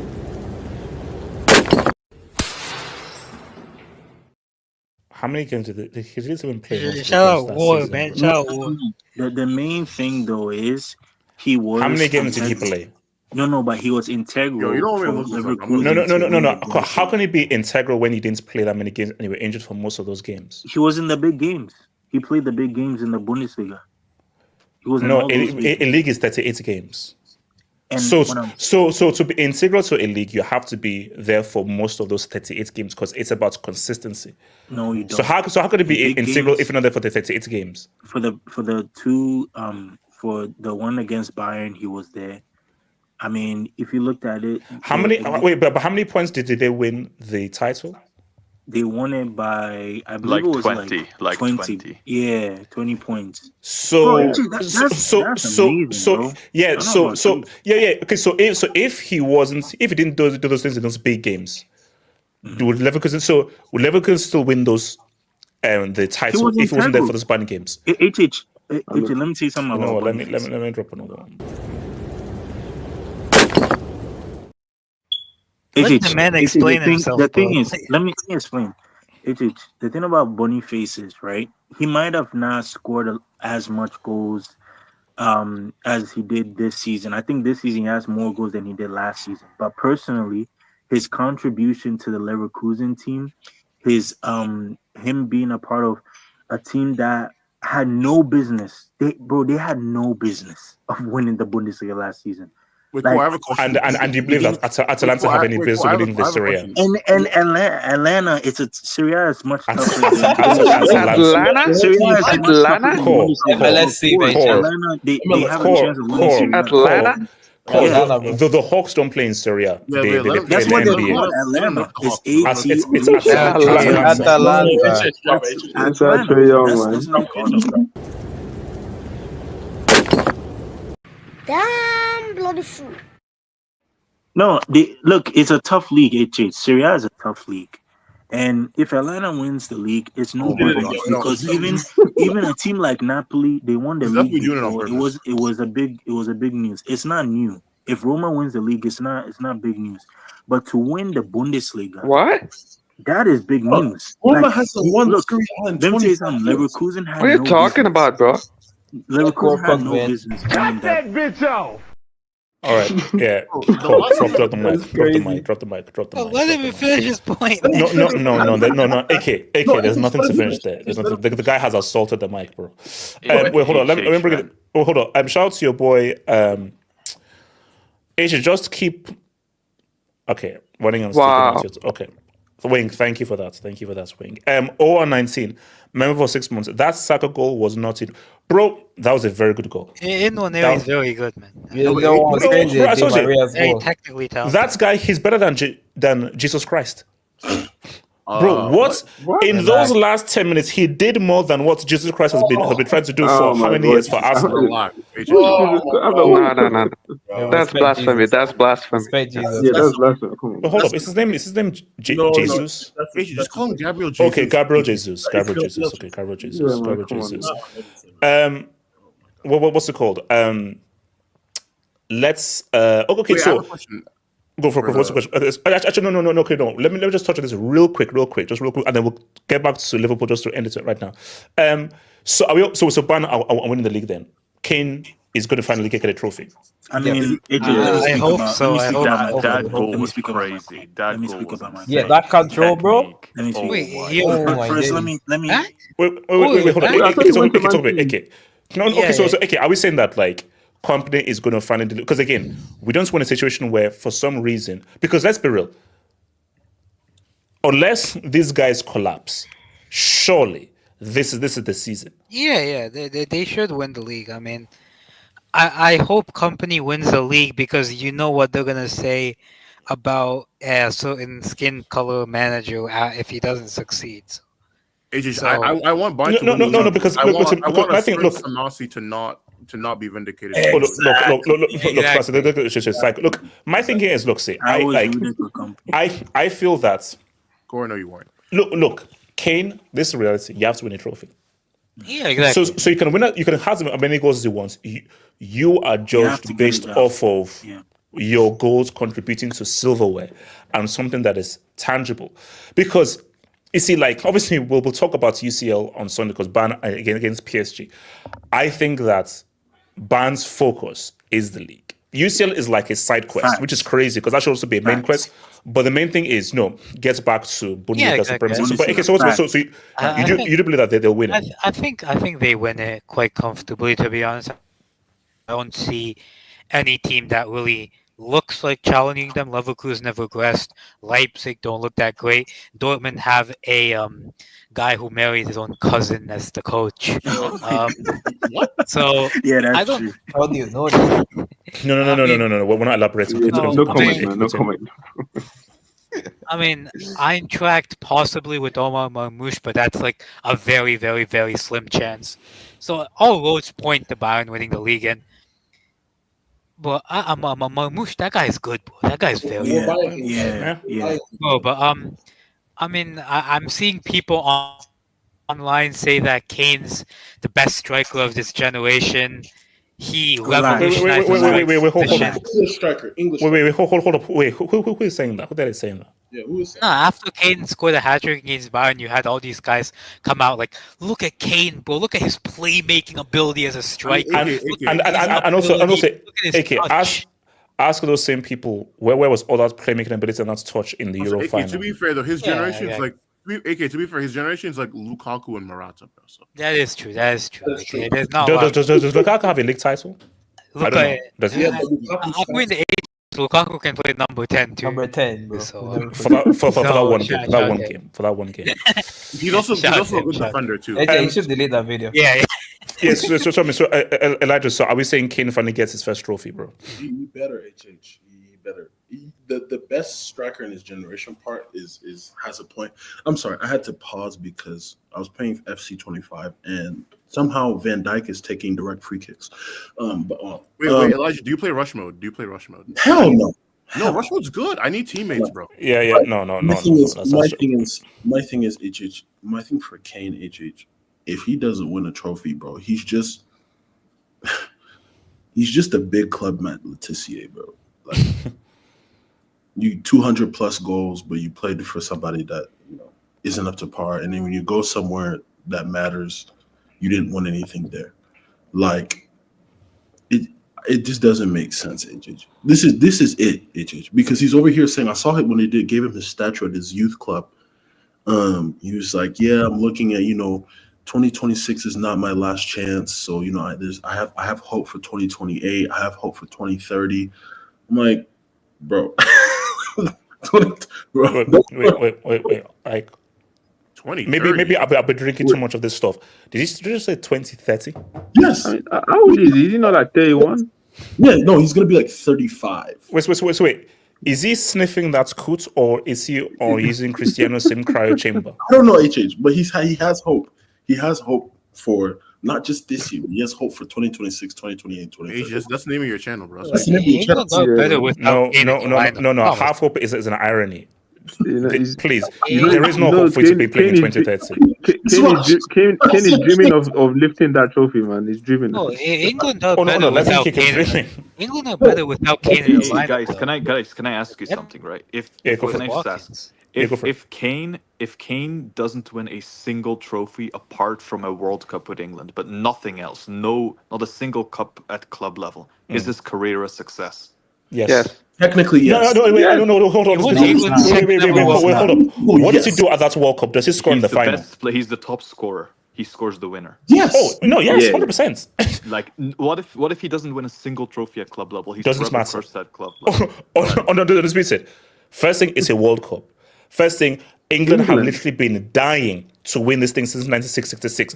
And for you to actually deliver that World Cup, their second ever, with no home nation tax, bro, that's your career. They'll build him a statue. They'll build him a statue. Bro, no, bro. If Kane scores the winning goal, and let me add it, it's against Germany. Get that bomb Charles or Harry at that palace, bro. Get those bombs out of that palace. Kane is going to sit on that damn throne. Charles, Harry, whatever your name is, and what's your Katie? Get the hell out of there. Prince Harry Kane. Can I speak on Kane? Can I please speak on Bayern? Pick. All right. You're not a Bayern fan, so I don't know why you even speak on Bayern. I am a Bayern fan. You know, bro. He's a City fan, man. At this point, I really want him to get this trophy, bro. Because, bro, you gotta admit, bro, he isn't an ugly player like these other strikers, bro. Like, he's genuinely like bro, what he did with that when he killed the ball like that, bro, sitting down the keeper, like bro, that shit was ridiculous. But Vic, for all that, but you need to deliver the trophy, bro. Yeah, You can he have need. all I of know, the touches, I get it, right? trophy. For a player like that, I wish he gets it, bro. And because it would be such a shame, bro. Yeah. That the man didn't do it. But overall, bro, I think that was his 50th goal, like 50 goals. Fastest 50 in Bundesliga. Yeah, fastest 50 goal, I think, in the bro, Bundesliga. like, again, He broke Haaland's surely, record. Surely, Is bro. Kane Surely. is Kane the Damian Lillard of football? That sounds about right, to be honest. Yeah, that's it. That's what I say.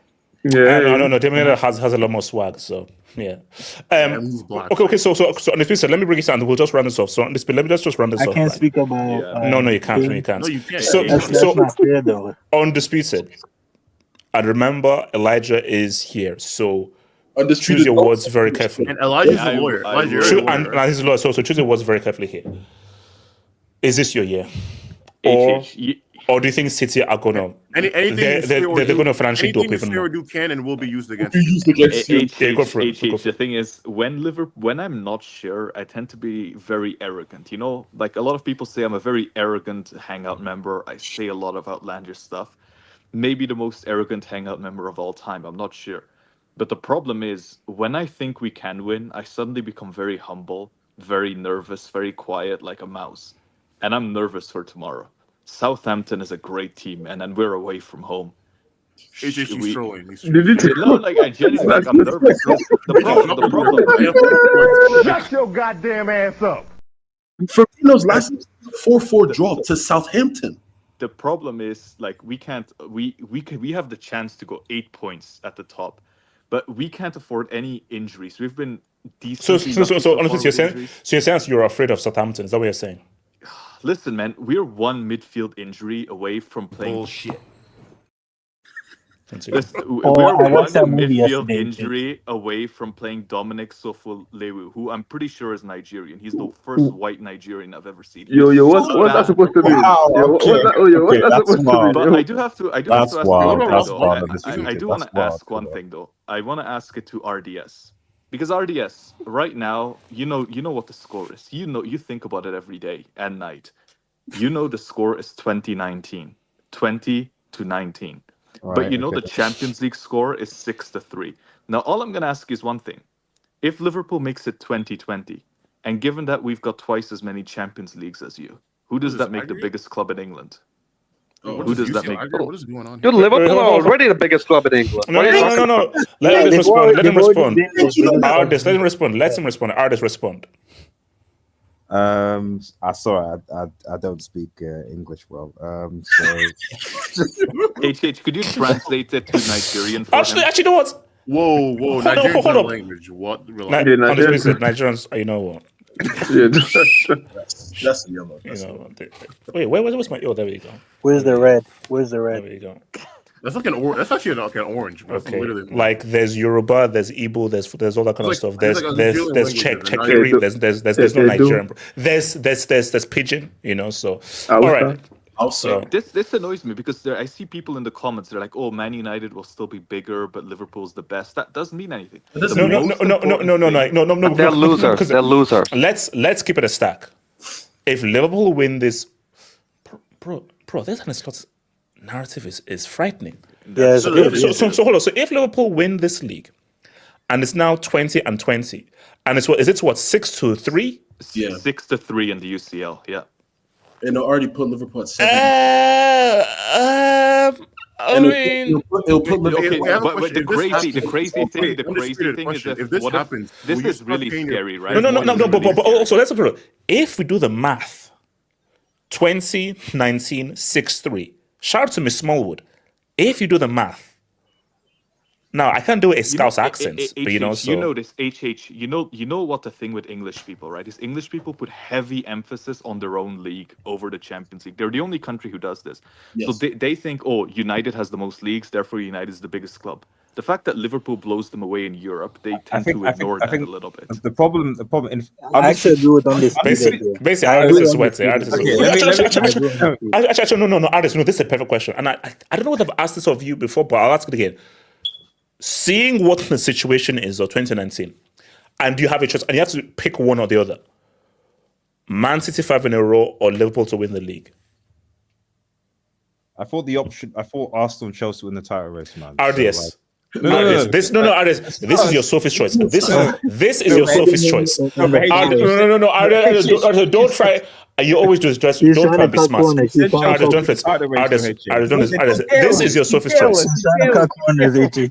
Wait, hold up. So City 5 in a row, which turns Alex Ferguson into Alexander, or Liverpool to win this league, make this 2020. Which would you rather?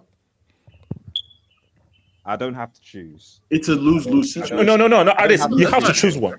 No, I don't have to. Why can you don't have to? That's not how this works. I don't have to. Why I can choose is Hold on. So, are you saying you're supporting Jermaine's army then to win? Then I mean, ideally Arsenal, because maybe Arteta can do something.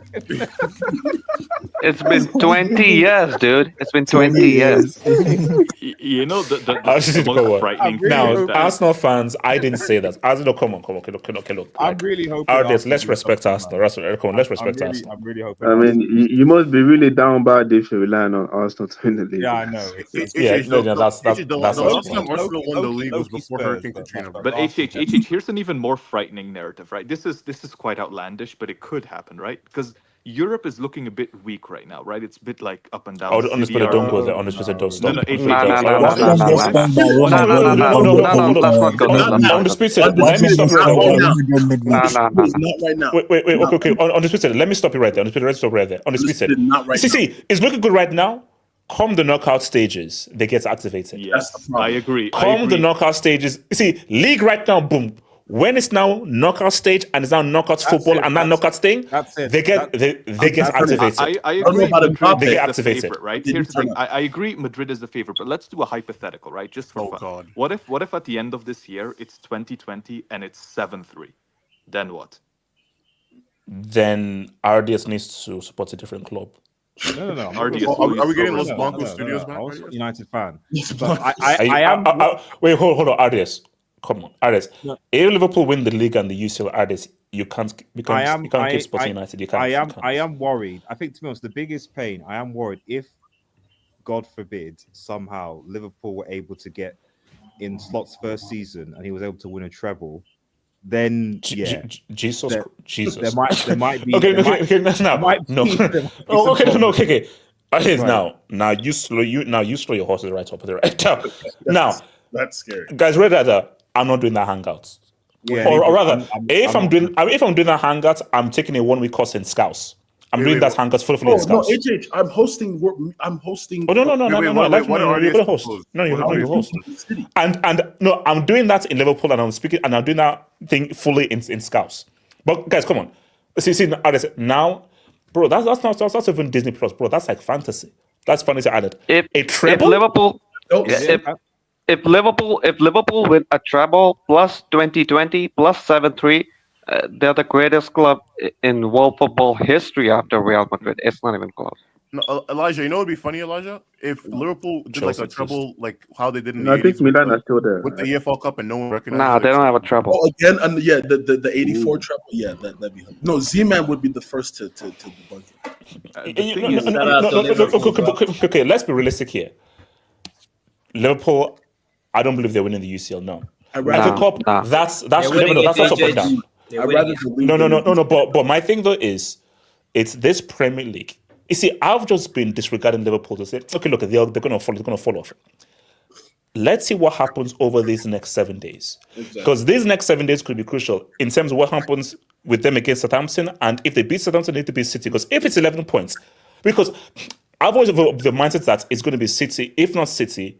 Third time lucky for Arsenal and Chelsea. Now that said, there's something really wrong with City. Wait, hold on, artists. I'll just finish it. If after all things said, if after all that, because I remember when Trent said there was quad talk. If after all of this Liverpool end up trophyless, I'll be back and I'll laugh. I'll be back and I'll laugh. And you have the right to also. Okay. Now.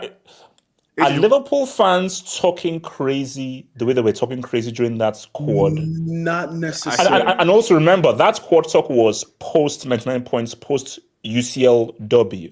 Yeah. I think because I don't think any Liverpool fan is psycho enough to be like, bro, this guy just got here. I'm He's not coming in with the class of Jurgen Klopp. Only reason, I'm trying to see a bit of it. I'm trying to see a bit of it. I'm not gonna lie. See, I'm going to be honest. The only reason to why we're slowly becoming a little bit confident about the league, and I don't want to say confident, but like very, very excited about the league, is because dude, this City team is horrible. I don't know what's happened, but this City team, But on the split side, how long? Yes, How they've been long dead will trash they- and everything, but for guys who've done 4 in a row, how long are they going to remain here? This is what I say. Look, see, I believe that either you drop points against Southampton or City beat you next Sunday, or at the very worst, a draw. But I do believe that probably City snap into reality, especially if you beat Southampton. I think that'll happen. Now, if for whatever reason it's 11 points, then things get a bit tricky. Things get a bit tricky. But put it this way, I'm not like I don't believe by next Sunday it will be 11 points. I don't believe it will Can be I 11 just points. ask you one quick question? When was the last time City? Sorry, can I quickly just ask? Yeah, you, go when for was it, the go for it. last time City beat Liverpool at Anfield? Can When anyone we answer were this? drunk- Desperation tax. Desperation tax. Desperation tax. I feel it. Maybe. Who knows?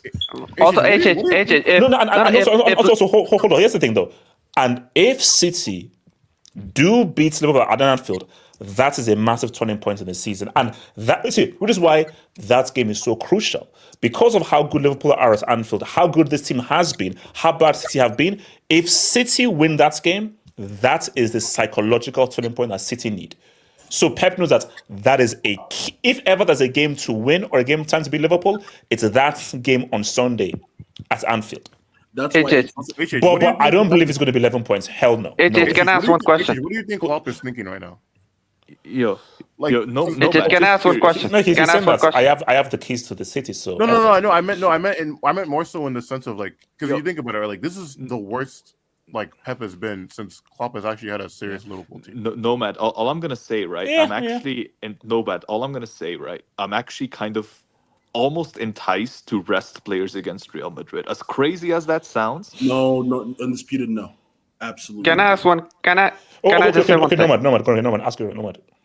Yeah, first of all, Real Madrid just need a draw against Liverpool and then win the rest of the games to finish in the top 8. So even Real Madrid could. But it's Real Madrid, but they want to go for them. But we'll talk about that. Yeah, sure. Yeah, they won't go. They won't do that. I'm just saying they can. They won't do it. AJ, if Slot wins the domestic double in his first season in England and makes the UCL semi, what does that say about Jurgen Klopp's EPL legacy? EPL. You could just say like first season fluke. Can you replicate it on the second season? Really no, but EPL. How many years was Klopp here, and what did he do in how many EPLs does he have? It's called Man City were our absolute garbage this season, so I probably go with that. There is a City because garbage sacks as well. Because he was dealing with City at the peak, at the very top. Yeah, I agree partially. Elijah, can I ask you though? Do you think Klopp was a little bit too emotional sometimes compared to Slot? The vibe that he was too emotional, right? Like he let but I think every manager's true test is when things are not going well. Exactly. And I think for Aristotle, okay, everything's going well, everything is sitting, but when you start losing games, plural games, how do you react? How do you come to see Pep? This is Pep's greatest ever test. Pep has never been in a situation like this for his entire managerial career. So this is his first massive test.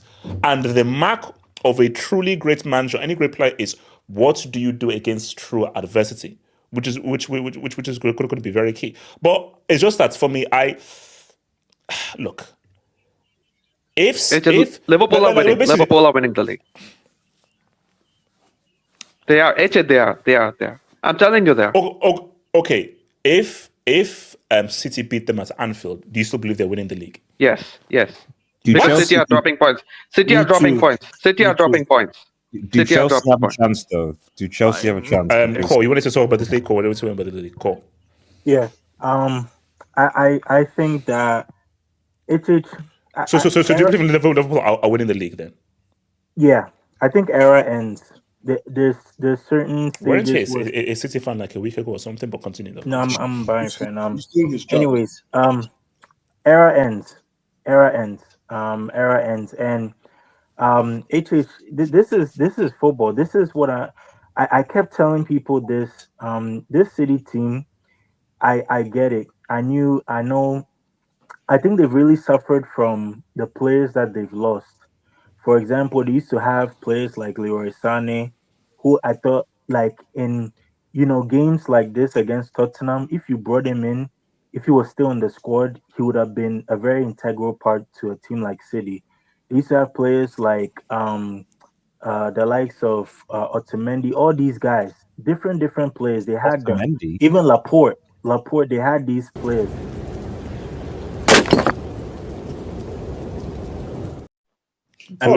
Dude Can I please just land? said Otamendi. No. Let me land, please. Dude just said Nicholas Otamendi. Please let me land. Can you highlight Gatlock's comment? No. Call. Stay in the air. You know, Kleptolam. Stay in the air. I just want. Okay. Anyway, can you pull up Gatlock's comment? All I'm saying is, listen, right?